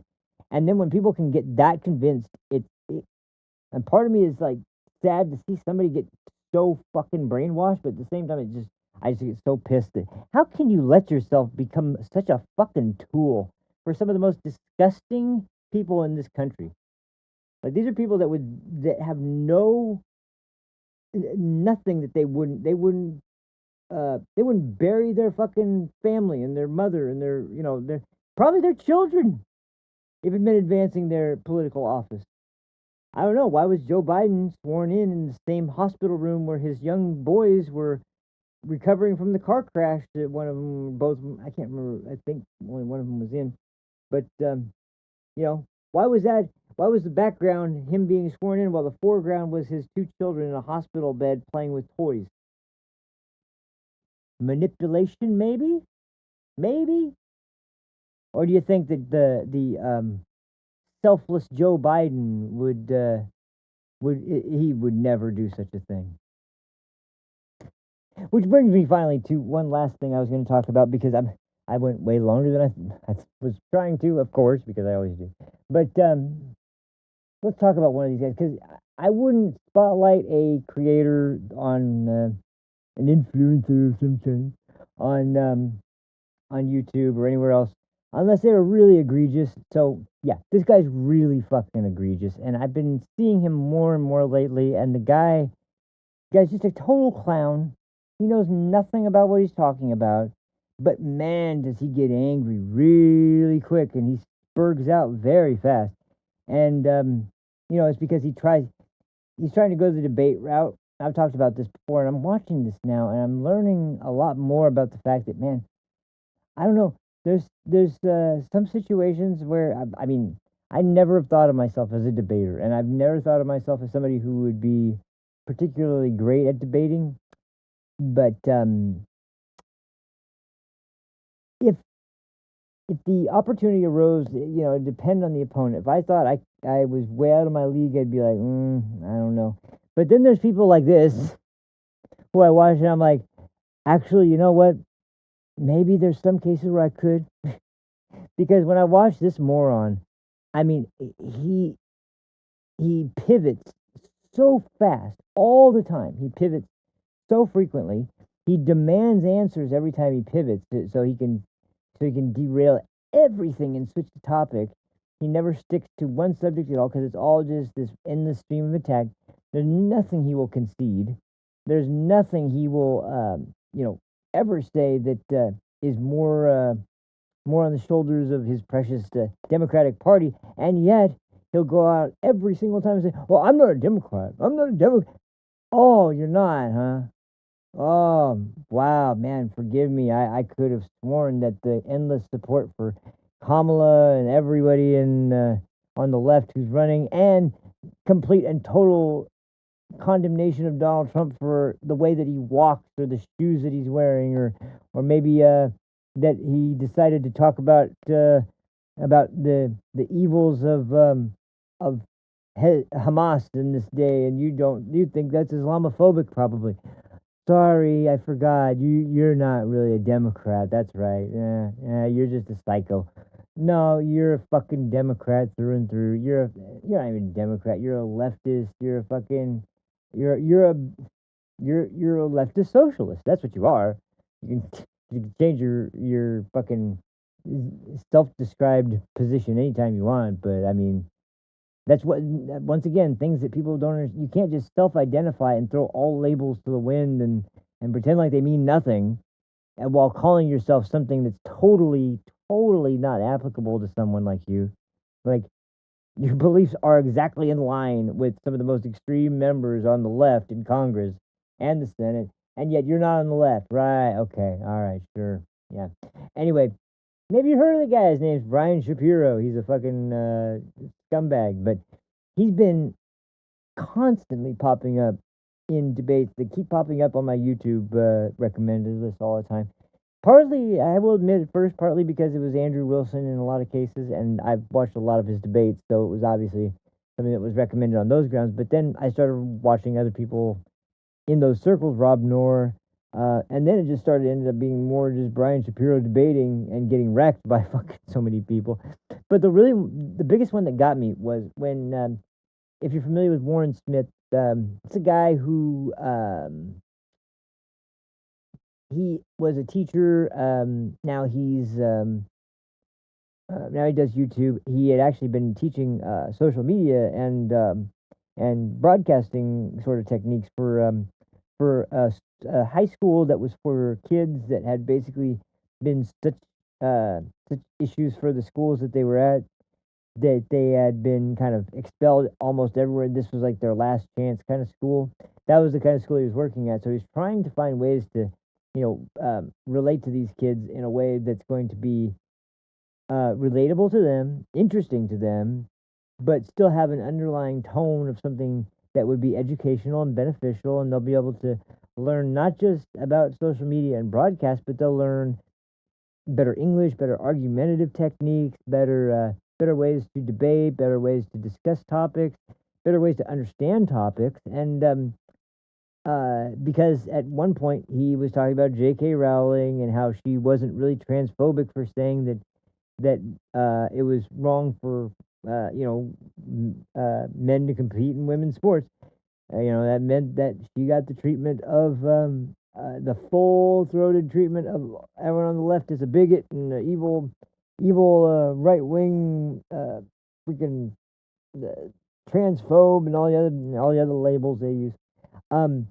And it eventually led to, unfortunately, Warren getting I guess fired. I can't remember if he left or if he was fired, but either way, he was, because he had shot these videos, and it being a class that was about social media, after all, they'd posted a lot of their content online. He never considered at the time that this was going to be a controversial issue, of course, until he realized, oh yeah, that's right, these people are fucking nuts, and they'll pick out anything that I've said that they can use as a cudgel against their political someone who disagrees politically. So that's why they are after me now, I guess, of course. But anyway, the guy's very measured. He's very balanced. He reminds me more of Jordan Peterson than anybody else, but a much younger and a more inquisitive Jordan Peterson than one that is as experienced and as kind of has a method that they've settled on as the one that's most effective, and he's still kind of finding that. But that doesn't make him any less effective. And when he talks to people, he's usually trying to honestly represent the truth as it seems in the most honest and straightforward way possible. But when you're somebody like Brian Shapiro who's on the left, that's definitely not good enough. No, you have to make sure that you make every possible attempt to appease the groups that are oppressed by society in America, and since of course that includes trans people, of course, Brian is gonna be calling him a bigot, so this one was really the one that I was like, okay, if he can't have a discussion with Brian Shapiro, or with Brian Shapiro can't have a discussion with Warren Smith without him devolving into, like, Warren Smith is not some hardcore MAGA guy. I think he voted for Trump in the last election, maybe, but like, it wasn't because he's got a personality that is, in any way like really right wing in terms of his, like, he's not at all a conservative minded person. He's definitely more of a sort of middle of the ground, I would say, kind of more libertarian leaning, but definitely not conservative, definitely not full Democrat though in today's world either. But because of that, of course, because it's black and white when it comes to party, and anybody that agrees with Trump is automatically evil, then even though evil doesn't exist, and anybody that agrees with Trump, and the way that Brian handles it is the way that a lot of leftists handle it. If you are supporting Trump, it's because you're so stupid that you got fooled to be voting for this absolute fraud, and you're so stupid to think that he's going to actually do anything to. Well, he's done quite a bit to help out the country. Have you seen how far murder rates have plummeted in the United States? And, well, that's just numbers. That's just carrying over from the Biden administration. No, it's not. It's really not. It's totally different in terms of enforcement. Anyway, you get the impression with this video, because I had another one, but honestly, I don't know if we'll have time for it, because, man, I'm eating up a lot of time already. But this one's at least really good at kind of illustrating exactly what it is I'm talking about with this guy. Because I'll just say right now, this guy does not know what good faith is. I don't think he's ever done anything in good faith in his life. And if he has, I sure as hell haven't seen anything that would suggest he even could do that in a way that really is good faith. He'll say all the time, I'm giving you I'm trying to give you the benefit of the doubt. I'm trying to give you a chance to explain. But all I'm hearing is just racism. It's just like, he'll try to pretend like he's being charitable. It's like, you're seeing me in the most negative light possible with no evidence. How in the fuck is that you trying to understand anything? You're not trying to understand. The only thing you're trying to understand is which vector of attack is going to be the most effective. That's all. That's the only benefit you're giving me, which is not a benefit at all. It's just you trying to pretend like you have some kind of objective personality here, when really all you're doing is looking for a way to come after me without alienating some of your audience who actually are more reasonable. But the problem is with not Ben Shapiro. Oh man, wrong Shapiro. Not the other Shapiro either. That's the governor of a state. I can't remember his first name now for some reason. Anyway, there's too many Shapiros all of a sudden. But yeah, Brian. The only thing he does is just evolve into getting angry and start shouting, and you'll definitely see that in this video. I mean, it's fast too. It just comes out immediately in just very short order. you'll start to really hear him get upset, and then it only takes a few more seconds, and then he's just sperging. I'll say one more thing before we play the clip. I think I mentioned this part before, but I never tied it to him specifically, to Brian Shapiro. This is the guy who, when he was debating Rob Knorr, friend of Andrew Wilson, and somebody who's an amazing debater and great content creator on his own, he was debating Rob Knorr, and Rob basically seemed to be like, let me just see how long this guy's going to go on if I just shut up and let him go. I swear, he went on for over 17 minutes straight. I think it was just under 18 minutes straight. Like literally 17 straight minutes of this condescending, self-righteous, absolutely ridiculous horseshit, passive-aggressive attacks, nonstop ad hominem, nonstop fucking insults, nothing in terms of evidence or any kind of debate or discussion, just insults, attacks, self-righteous compliments, nonstop, 17 straight minutes. I'm not going to subject you guys to that, but somebody timed it, and I was like, wow. It didn't, and the only reason he stopped is because he asked a question, and he actually did want an answer on this one. He didn't stop because he recognized he'd been talking forever. He stopped because he asked a question to insult Rob further, and Rob finally stops and then goes back to the subject they were talking about 17 minutes ago, and then he acts like he's the one who's being weird. It's remarkable, but anyway, you'll get why when you watch this. Because, I mean, to say this guy is a nut is putting it very, very lightly. This guy is absolutely, like, his identity is entirely wrapped up in Democrat politics. That's what his entire persona is. So, yeah, he's a lunatic. But just you'll get the picture when you see how he interacts with Warren Smith in this discussion.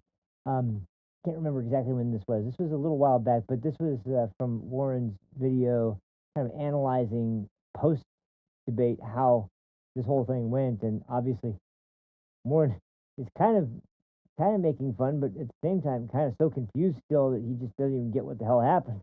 Which, if I was in his shoes, I probably would feel the same way, but maybe not so much now because I recognize the guy is just an absolute bug. Like, he's trying to argue a point, but it doesn't take any. It takes like the tiniest little pushback, and then boom, you set off a trigger, and you're done. He's just gonna go fucking ape shit on you. Oh no, I said ape. Did that make me racist? Anyway, let's check this out. I have to wince a little bit because oh no, we're looking at Brian Shapiro. The other thing is I will endure it. I won't make too many complaints, but he is so fucking annoying. His whiny ass voice and stupid points he makes. He is so fucking annoying. But you guys will hear for yourself, I think. So here we go. Let's go ahead and go with this. There it is.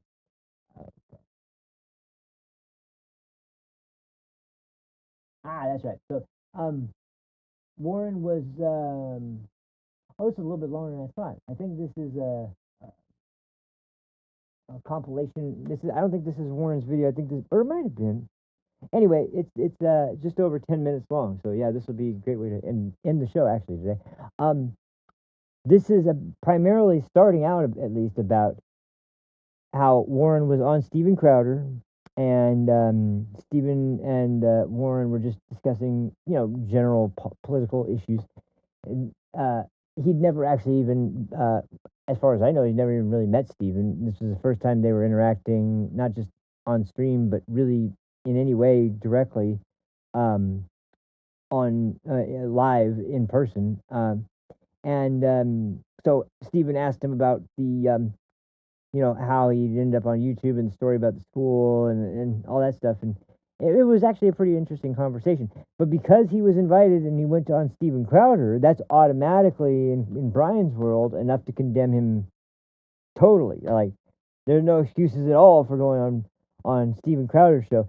And there's going to be a couple of times I'm going to have to clear that because he uses these references And if you're not someone who follows this stuff, this is what they prey on. Like I've said, like I was trying to kind of get across through a lot of this episode. If you're not familiar with every single talking point they use, which no one could possibly be unless you actually are a total fucking nerd like I am and just watch stuff like this all the time, you would have no idea what it is he's talking about. And yet he uses it in this argument like it's so damning of Warren because he's just associated it all in a discussion with this guy who did this and this and this. And really when you actually hear what this is actually about, it's so fucking stupid that it's like, how do you draw these extreme conclusions from that? But of course he does. So anyway, so I won't even ask if you're ready because nothing can prepare you. But here we go. Here's Brian Shapiro and his ridiculous points. So let's go. You don't think Crowder is a racist? Is that a fair characterization on your opinion? If your definition of racism is hating everyone who is black, for example, racist towards black. Yeah, I mean, being racist towards a certain group of people because of the color of their skin or maybe what they look like, or But maybe what does racism mean? when you take a group of people, it could be because of skin color or because of the origin of where they are from, and you make judgments about them and or attack them because of their skin color. You He's make already getting pissed. assumptions about them. That's it? Just judgments and assumptions? not That's the- all it takes. No, it's not just that. There are a That's lot of all you other said. factors that go into If I were to Oh. make fun of people wearing baggy pants, or not baggy pants, sorry, sagging their pants, because I think it's a nonsensical meme. I do. I think it's silly. If I were to make fun of that, would that meet your This is definition how of this whole racism? thing started, by the way. And I were to act it out, if I were to like dress like Lil Wayne and talk like Lil Wayne, would I meet your definition? You're saying if you Right now, if I were to start to mimic Lil Wayne in an effort to mock sagging pants and that meme, would that meet your definition? I mean, that's not really what we were talking about with Steven It's Crowder. the exact same thing. It's the exact same logic. No, attacking somebody for their Look race at his crazy ass eyes. is gotta define- exactly what racism You is. see that you're weaponizing this term attack, I'm which not is the leftist Yeah. tactic. Yeah. I'm again. Blame that any what is an attack? You can't All even right, tell well, that me would be when like me something saying meets the you're using standard the, of an okay, attack. well, if you want to play that word game with me, Warren, I'll do the same to you. Okay. That's a constant trope, by the way. He calls things word games. He calls things not serious, and it's like, no, you're just fucking absurd. Like once again, that was one of the most softball, simple ways to say that. Yeah, I think when you are sagging your pants and doing it in a way to mimic gang culture, that's something that I would be a little wary of. Absolutely.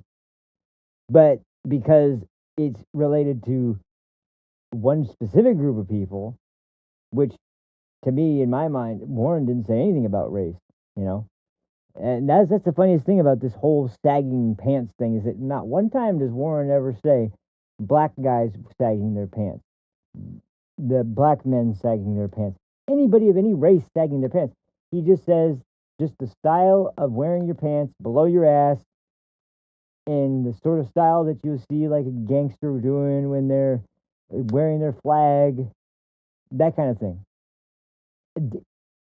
Sorry, there's gangbangers, and that's exactly what you would look for. So the idea you'd be a little wary that makes total sense. Does that say I'm going to be nervous of any black guy? No, absolutely not. There's no way in hell I would feel that way.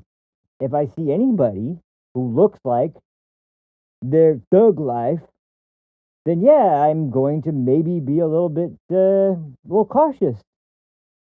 These are different things we're talking about here, though. These aren't the same thing at all. But once again, Brian, who's relating that directly to black people immediately, who, once again, I would suggest maybe you're the one with the racial issue there, Brian. But once again, he's too stupid to even recognize that because he's already so enraged that he's just going to keep making an ass out of himself. So let's watch him continue. This MAGA right-wing tactic of Yeah. defending racism and attacking brown people. You're doing Defending it right now. racism. If you want to play that stupid worm game with me, because you're not smarter than me, okay? I Oh. think you're a smart guy, but you're not smarter than me. You might think you are, but you're not. Right. So, who's the one with word games again here, Brian? You know, we're talking about semantics here. You have to define your term. And all you've offered up so far is that when you attack them, what does that mean? Because I'm talking something about, is speech violence, Brian? Yeah, of course, I'm sure it is in Brian. I don't know that for a fact, but I pretty much know that for a fact because I guarantee you he's the kind of guy who would say that racist comments are an attack on someone's character. They're an attack, huh? That's how you want to say, you know, once again, let's subvert law, pretend that words mean something totally different than they mean, and we'll just spin it into something totally different. There's no attack on anybody. Violence and words are two different things. That's why freedom of speech doesn't mean freedom of violence. That's not included. I guess under your definition it does, because you're a fucking idiot. But yeah, sorry, Brian. The only person who's making any judgments or stereotypes is you. Once again, because Warren did say, he did make mention of Lil Wayne, but he was trying to make a statement about a style, not of skin color. Now, you can even say it about skin color if you want, because once again, I'm not going to be nervous around any black guy. If I'm around a black guy who is behaving and dressing and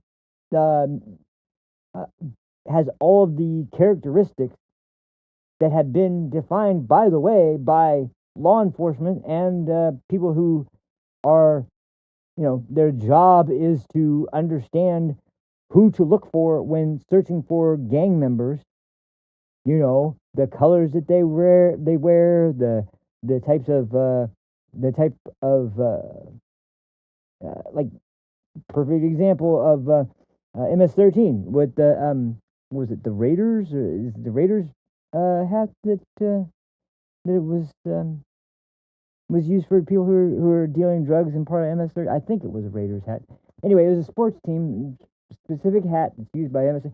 They use this kind of shit all the time. They use certain symbols and certain types of. I mean, why do you think the bandana flag on the waistband? Why do you think that started? It started by when you were carrying a gun on your waist and you don't have a holster and you're trying to keep it concealed. What do? Well, you put a bandana over it, and how about one that is the same gang color of the gang that you're in? Latin Kings, that'd be yellow, gold, whatever you want to call it. Bloods, that'd be red. I mean, these are things that you look for if you're looking for someone of a specific gang affiliation. And you can't tell me that that's not a violent culture, because the whole MS-13, you're initiated by getting beat for 13 seconds. That's how they initiate you into the gang. The whole thing is violent. And it's a little more violent than using this violent and attacking rhetoric of fuck off. And the fact of the matter is that if you're going to use these stupid word games, that's a leftist tactic. Yeah. You're doing a rightist tactic. You're doing a MAGA right-wing racist tactic in defending the indefensible. Unlike you and unlike your racist, bigot, piece of human scum friend, yes, Steven Crowder's a piece of human scum. Right. And he wouldn't have the guts to have me on DEI. I would love to see him debate Steven Crowder, since he seems to have so much to say about him. I would love it. But I'm sure Brian would say, I don't want to platform that guy. Just admit you're a fucking pussy and you don't want to debate him, you fucking piece of shit. Racist? Destroy him. There you go again with the whataboutisms. I don't take. I know you want to talk about DEI. It's your favorite. You're not going to be able to answer because you can't define racism. Yes, I can define racism. Racism, define it. Racism is what you've been defending for the last 30 minutes. I'll define it again for you, because I said you haven't defined it once. I've given you the answers. When you take a group of people, it could be because of skin color or because of the origin of where they are from, and you make judgments about them and or attack them because of their skin color. You make assumptions about them. That's it. Just judgments and assumptions. That's all it takes. No, it's not just that. There are then a lot of other factors that go into it. Can you look at me right now with a straight face, Warren, and tell me this stuff isn't racist stuff? You haven't told me how you define racism. All right, so we're going to get into a word game now. Yeah, Okay, here we let me go, the define word you what I game. think racism is. And by the You way, see why that's important, though, this right? is Because you nonsense. can mean something completely Nonsense. different No, than me. I no. told you my Yeah, definition, because and in nothing's leftist land, provided of to meet course, that it's definition. easy Okay, to well, define it. you can play word games with you, Warren, but this is when I Not a get word frustrated game. with you. When you attack somebody because they're Asian and you attack their physical Oh, here appearance, we go. Yeah. that is the definition of racism. When How you did he attack someone? That's not an did attack. you not just hear what I just read? Yeah, I You're don't think any of that would constitute Warren, an you are attack. being so disingenuous to me right now in defending your friend. It is pathetic. And I'm getting, no, it's not okay. Why can't you just say what he said was wrong? And that's racist. By what Why are you standard? not capable of, I can see why you defend. I can tell you why, by the way. There was a video that he was watching. It was and by he I mean Stephen. He's watching on the show, and it was a news report, and they were filming some kind of some scene that was happening. I don't even remember what it was about, but they hard cut immediately to a Asian reporter. And it's a woman whose face was a little too close to the camera, so it was just right in your face immediately when they hard cut right over to the woman's face. And it was a kind of jarring shift, but being a comedian, he goes, "Whoa, that's a very Asian face." That's all he said. That's a very Asian face. And he thinks that is an attack. That's a racist attack. They didn't say anything else about this woman. They didn't say anything negative about her. They didn't make any racist tropes. They didn't make any racist stereotypes. They didn't do anything like that. They just, Stephen just, whoa, that's a very racist. That's a very Asian face. And Brian is acting like that's like the N-word. That's like the dreaded N-word that, we can call ICE agents, but, anybody else, no. The fucking clown. He's a fucking clown.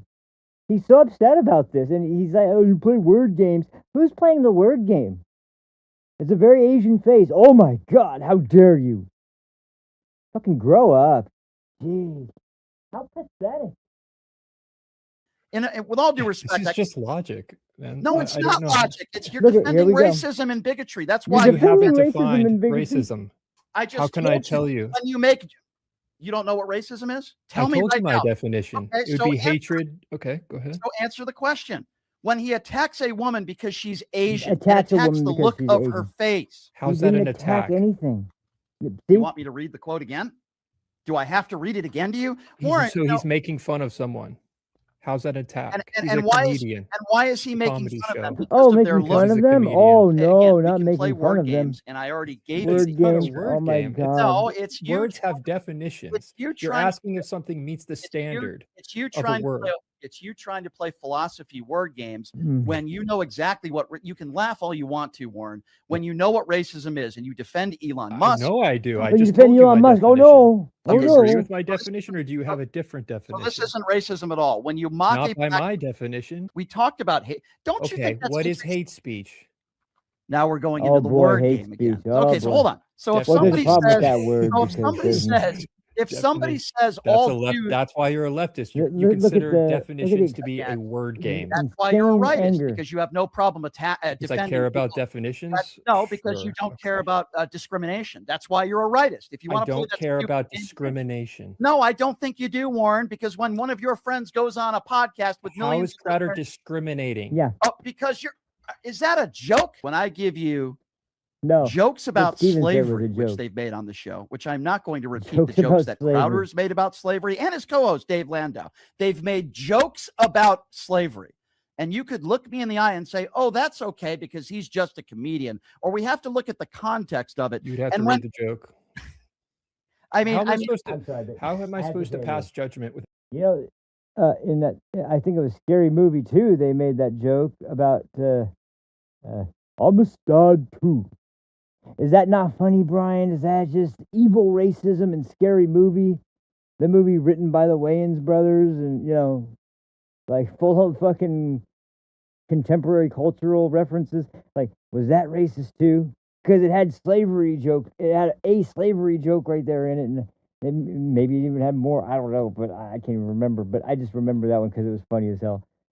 They the black guy going, "I'm the king of the world." He goes, "I'm a stud to get your ass back down here, boy." Was that? I'm sorry, that's funny.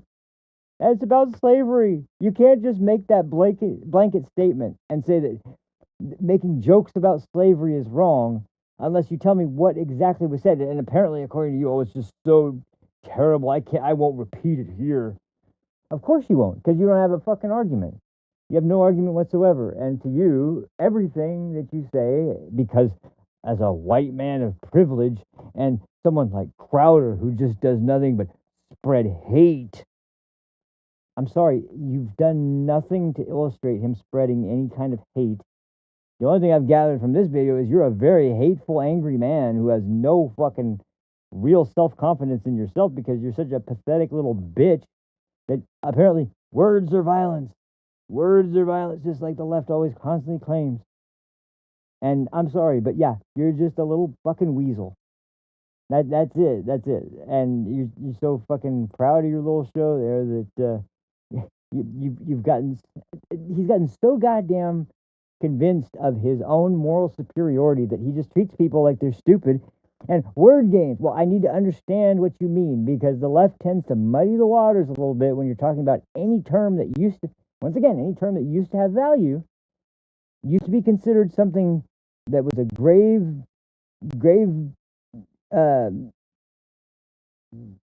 what's the word I'm looking for? Gravely, despicable, a really despicable thing to do. Like, absolutely, you can do it, and the Constitution gives you the right to do it, but it's really, really despicable. I wouldn't want any friends that were like that. Now, if I hear someone's been called racist by the media while I'm watching them, I'm like, oh, this guy might be interesting to watch. Now, if I find out that he's actually racist, I'm probably not going to be that interested in it. But let's just be honest. I'm probably not going to be watching it if it's racist, because anything racist for real has probably already been booted off the platform. If we're talking about YouTube, and probably most other platforms other than a handful. But once again, even if that was the case, I'm probably not going to be amused by it. It's just not in my character. There's this idea on the left, though, that's been around for a long time now, that you really are racist, you just don't know it. Oh, I'm sorry. I thought that this whole concept involved the idea that you are superior to another race just inherently based on the immutable characteristics of one individual and another. Not that there's some weird joke you made that's just unforgivable, or, something as ridiculous as commentary about the way a news show was shot and a woman who's Asian being really close in the frame right as they switch over and saying her face. Like, what was she supposed to say? That's a really black face, or that's a really like, how is a comedian gonna make a joke really funny or funny at all if they're not pointing out something that is obvious to everybody when that happens? It was a jarring shift. I was watching it on a screen that wasn't as big as like full screen, and it still was like, whoa, man, that was fast. It's like, and then I heard the joke, I was like, yeah, that's true. I chuckled a little bit. It wasn't hilarious, but I got the point.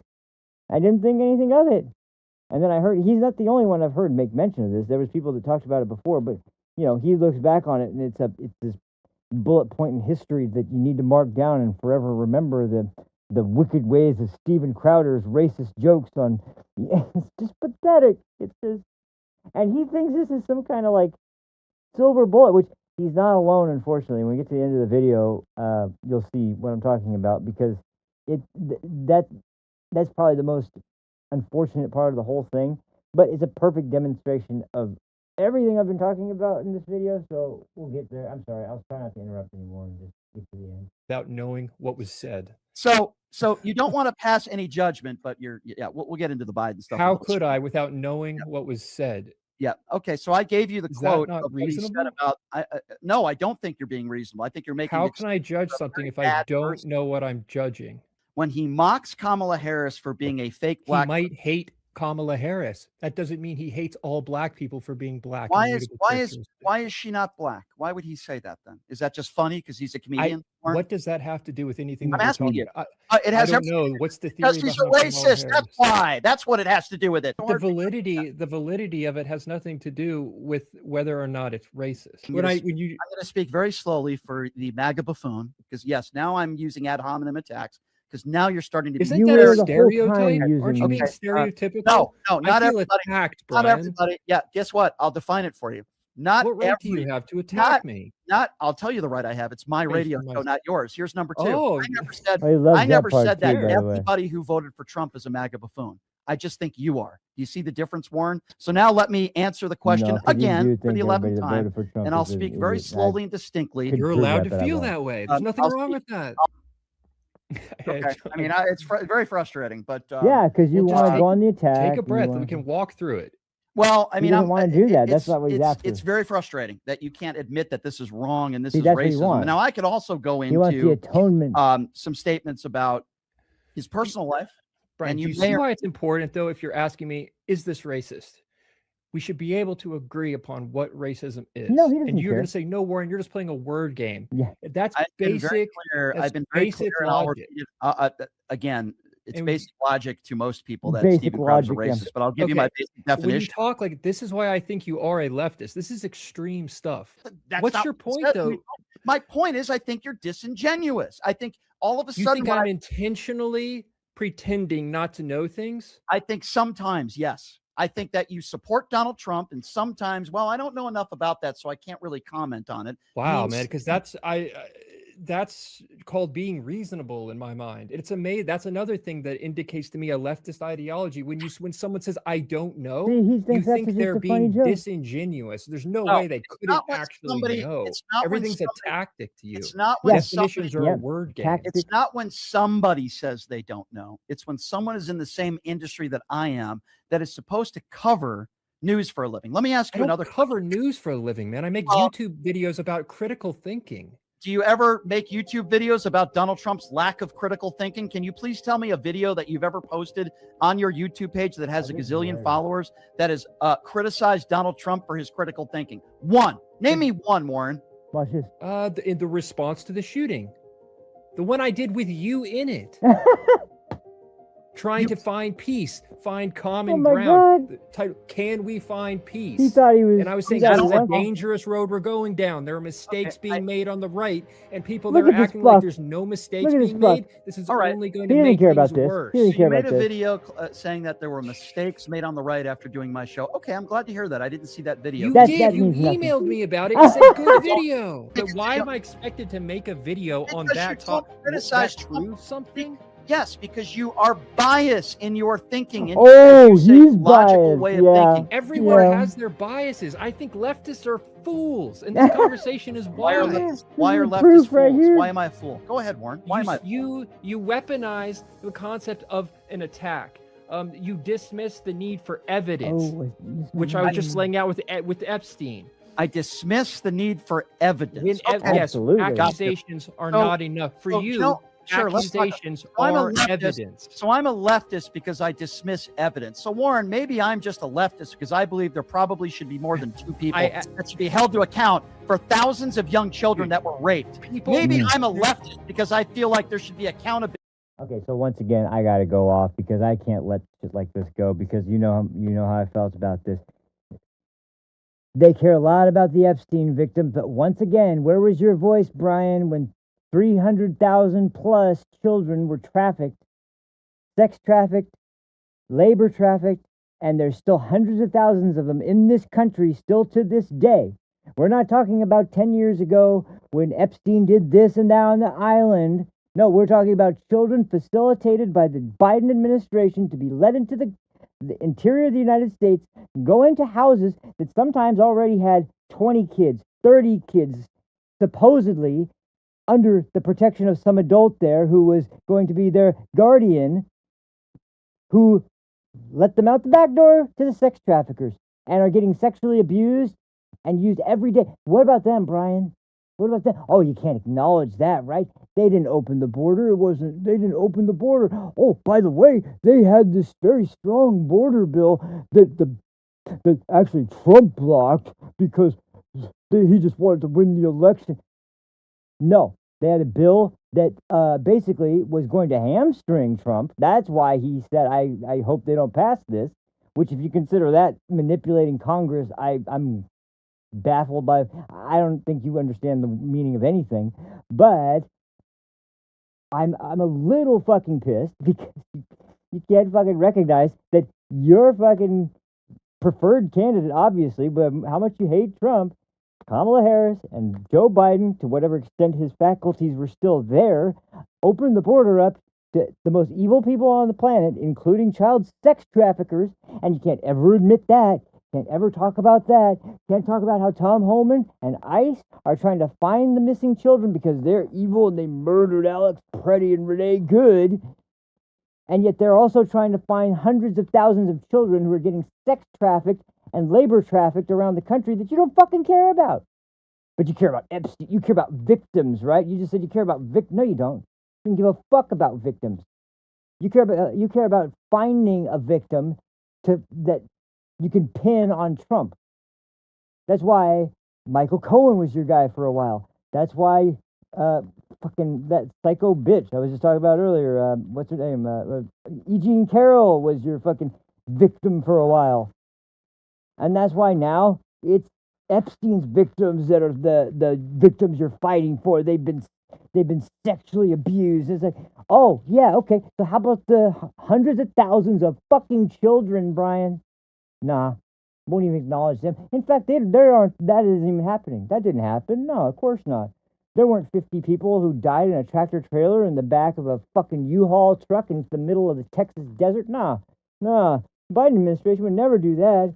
Even though, Mayorkas made plea after plea in front of Congress that the border is secure. We have a significant challenge. And yeah, fuck off with that shit. And then you got Javier Becerra, who, RFK Jr., he's such a loon. How about the loon who decided, if you can't move these children in faster, I'll find someone who will. That's his exact fucking quote, asshole. Don't care about that, dude. No, Javier Becerra, he's qualified. No one in this administration is qualified. We need qualified people like Alejandro Mayorkas and Javier fucking Becerra. Wow. Qualified. Yeah, super qualified. Finish up, you fucking son of a bitch.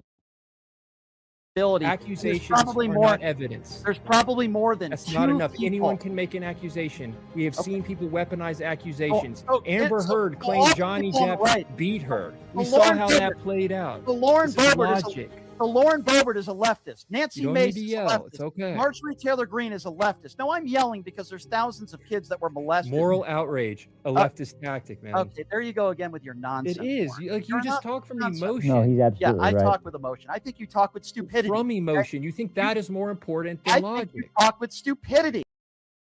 I forgot it wasn't on this video. It's just, I heard this quote once. I'll just finish with this. I heard this quote once from, I think it was Actual Justice Warrior. Yeah. If you haven't seen that guy's channel, check it out. I don't always agree with the guy because he's into a little bit more, his field of study was law enforcement for a long time. So, that's what he predominantly talks about. But, so he had mentioned once that he had a conversation with another streamer, and they'd been talking about how the idea of a creator can be judged by their audience because you have to find people who, when you have an audience and you're someone like Destiny, or they were talking about a guy called The Surfst, who is another great example, or Brian Shapiro. You can only be successful on that channel if you find an audience of people who are just about as dumb or dumber than you are, that actually will believe the bullshit you're peddling and the stupid points you're making and the ridiculous arguments you make. That's what you have to find. And somehow, some way, I guess it's because, stupid seems to gravitate to stupid. And all the people that are really, really, really stupid all seem to end up watching the same people. That's why they all end up saying no, X is too open. Now we need to go to blue sky instead. You know, it's the same principle. We don't we demand free speech, but this is dangerous speech. This is hate speech. There's no legal term called hate speech. There's a legal term called hate crime, but I kind of think it's dumb because, as the joke I've heard before goes, when do you commit a crime on that's against someone else that is violent, especially that wouldn't be considered an act of hatred? When are you committing a love crime or how is that any different than any other crime? But even with that aside, just the point is that people that think that there's some kind of carve out in the First Amendment or in law for hate speech when there's no such legal term, when that's just something that you push a word and here's the ultimate sort of lesson of the day, I guess, is that repetition and repeating points over and over again, even if it's just suggestive, it's not even making a blatant point, but making a suggestive argument and suggestive points over and over and over again, like the Epstein files, 32,000 mentions, that triggers people to not even really care about the validity of the statement, because when you repeat something over and over again, it's actually a propaganda technique. It's something that Nazis used. I hate to use that as the first example because it sounds like a leftist tactic, actually. But no, almost every oppressive regime in history that had some sort of propaganda that they were pushing, it's repetition constantly, all the time. Just get bombarded with the same message over and over and over again. It's a propaganda technique, and it's very effective. It's very effective because it's not just the message, but it's the subliminal effect it has on the mind. By hearing something consistently over and over again, you get to a point where you start to believe it just based on the number of times you've heard it.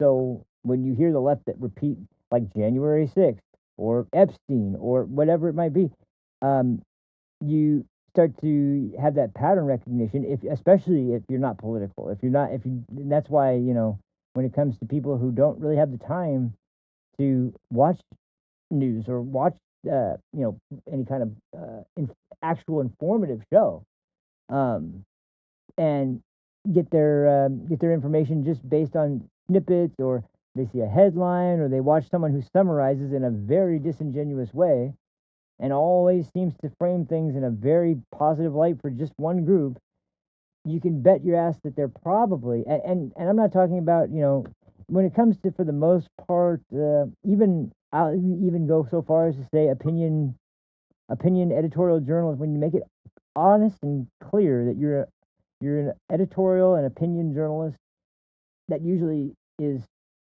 not something that is something you need to worry about. That's why I can't remember who it was, but recently there was this idea that I mean, especially when it comes to the left, when they hear someone say like CNN, you're telling me CNN isn't biased? It's like, no, they're pretty much down the middle.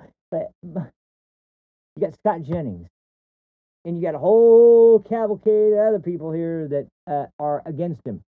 The only reason he's actually good is, number one, he actually is fucking really good on his feet. I mean, he knows how to give responses pretty well.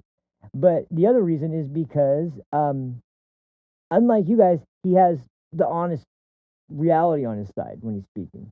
And even if he doesn't know the exact answer, when you hear somebody honestly speaking over people who have decided something with no evidence, but have just decided that this is the truth, when you see that in a form, especially when it's in the form of like all ganging up on somebody, it's usually pretty easy to tell, like, that's based on the fact that they are scared as hell that this one person is going to cause their whole freaking narrative to come crashing down.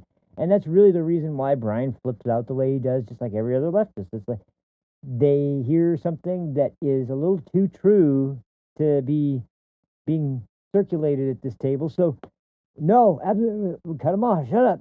Turn the side. Say something else. No. Change the subject. Blah, blah, blah. And that's why Abby Phillips is one of the most fucking terrible goddamn moderators I've ever seen on any show ever, because instead of sitting back and letting the other people argue the point, she interjects herself into the argument, and then will say some stupid shit like, "Well, Scott, you can't really believe that this actually happened, right?" Like, and then he always has to look dumbfounded at her. And there's been times where you can see he's fucking had enough of this ridiculous, let's all pile on Scott days. Like, just let me make my fucking point before you all dogpile me, please. And of course they won't, but like, and I disagree entirely. I heard somebody make this point the other day. It was actually, this is one thing with PBD podcast. I've been hearing some stupid shit, and it's really been pissing me off. Like as soon as you get angry, you've lost the debate. Not necessarily. It depends on the reason you get angry. If you're getting angry emotionally without any kind of, real like facts to back it up, then yeah, of course. If you're getting angry because you're trying to make a point and you only are able to get part of it out and people keep interrupting you and you get angry that you're not able to finish what you're saying because they're not letting you finish what you're saying, that doesn't mean you've automatically lost. People haven't heard the point yet. And I just think that, that's not a sign of losing a debate automatically. There's certain, it's like, Dunning-Kruger effect. Certain people that learn rules of debate or discussion or what looks good and what doesn't look good and have heard all the rules, but they don't really understand them all. They haven't even heard them all. They've just heard enough to, feel like they have. I guess if you've never heard of Dunning-Kruger effect, it's basically like when someone gains enough knowledge to know more than the average person does, but far, far, far less than like an expert would. So it's somebody that can fool people that sometimes are watching and have a low threshold of knowledge, so they are impressed at first, but then when they hear someone actually knows what they're talking about, they recognize, oh, this guy's just talking out of his ass.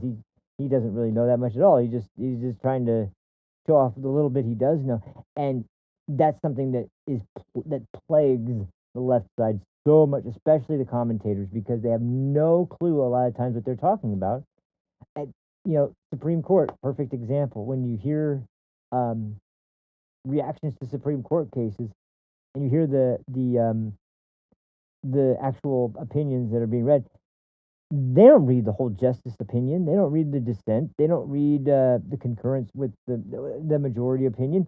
They just take the opinion that is the majority. They grab certain snippets out that they think hold up their point or are immediately or are completely contrary to their worldview, and just spotlight them to essentially say that, well, obviously this is a terrible thing to say. This is completely wrong. This is not correct. It's like, wait a minute. You're making a completely bland general statement about something that you haven't proven at all in the slightest, and you're acting like this is proof of some bigger, bigger truth that's just not getting into, and you're just not letting anybody say. The point is that Dunning-Kruger effect, it's such an interesting thing to watch, and when you hear about it, you can see it more and more because it's something that, like I said, it's plaguing politics in general right now, which is a major problem. But once again, it's like there's no getting around it. That's why you have to have people that push back and actually can spotlight the people that are making these ridiculously bad arguments and know nothing, like literally just about absolutely nothing, or know but are specifically avoiding anything at all that would contradict their worldview or weaken their own argument and showed them to be either hypocritical or completely full of shit. And just stay away from that. Stay away from that. Don't engage there. Just only talk about this. And it's like, either way, you're doomed to fail. If people actually can find out what's going on, the problem is it going to be in time? And that's the only thing I ever worry about. Because if there was always more time, like, I think there'd be a very, very strong advantage for, like, first of all, we wouldn't be really as worried about the midterms, I think, except for the people that are worried about Speaker Jeffries. But the other thing is just like,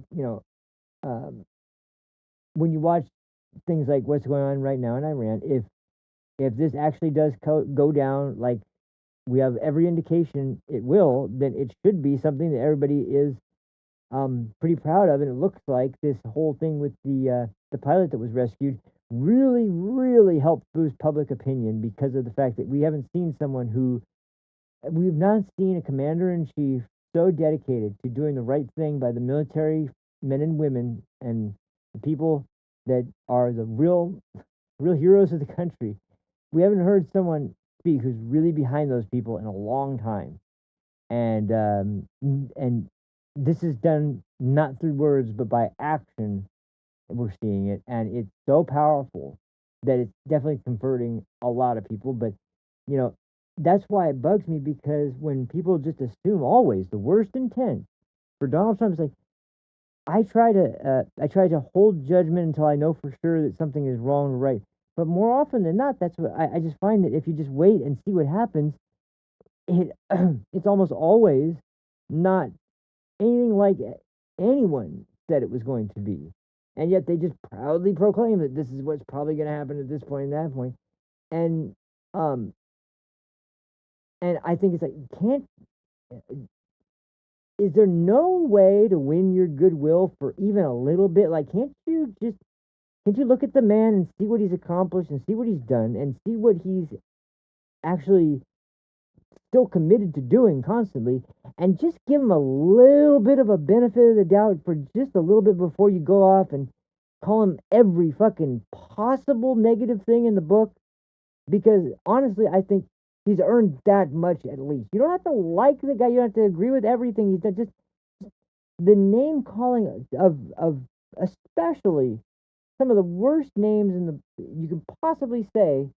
We already had racist used this whole first term, and now what? Now it's pedophile this time? Are you kidding me? So that just makes me sick, because once again, I think he's done so many times, proved all the naysayers wrong.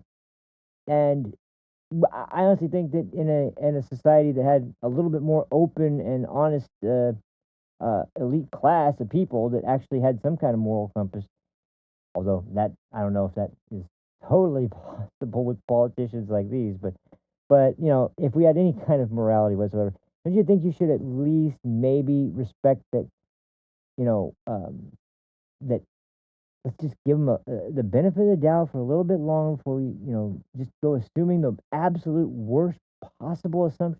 No.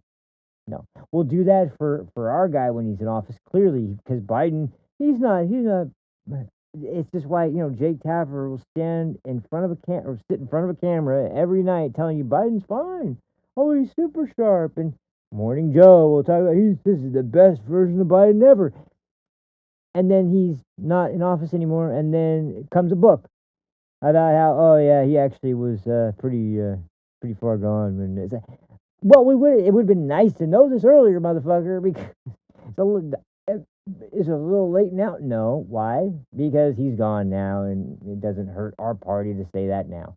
It should, though. It really should, because Donald Trump hasn't abused the trust of the American people. It's been your party and your presidents and your candidates, and damn sure your senators. Damn sure your senators and congressmen, because that's what we're seeing right now still in the Senate. This longest shutdown of even being partial, longest shutdown in history of the country, because of their fucking little temper tantrum about how they actually want some fucking election integrity and for people to know their vote counted. But apparently that's too much to ask for. I'm out. That's enough, guys. I've been taking up the time for too long. Thank you guys so much for watching. I really appreciate it. I'm back, baby. Yeah. Feels better to be actually doing this again. So I'll try to be back. I don't know. I'll try to be back as soon as possible. I won't make any promises, but I'll try my damnedest to be on before the end of the week for sure. Like by either tomorrow or Wednesday or something like that. I'll do the best I can to make it on then. So any luck, you'll be seeing me in just a few days. So until then, I will see you guys on the next one. So take care of yourselves. Have a good night, and see you next time. Peace.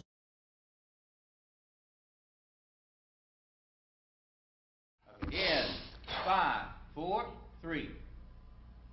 That's tomorrow, and that is it for us today. And we will leave you with I can't do it. Okay. We'll do it live. Okay. We'll do it live. Fuck it. Do it live. I'll write it and we'll do it live.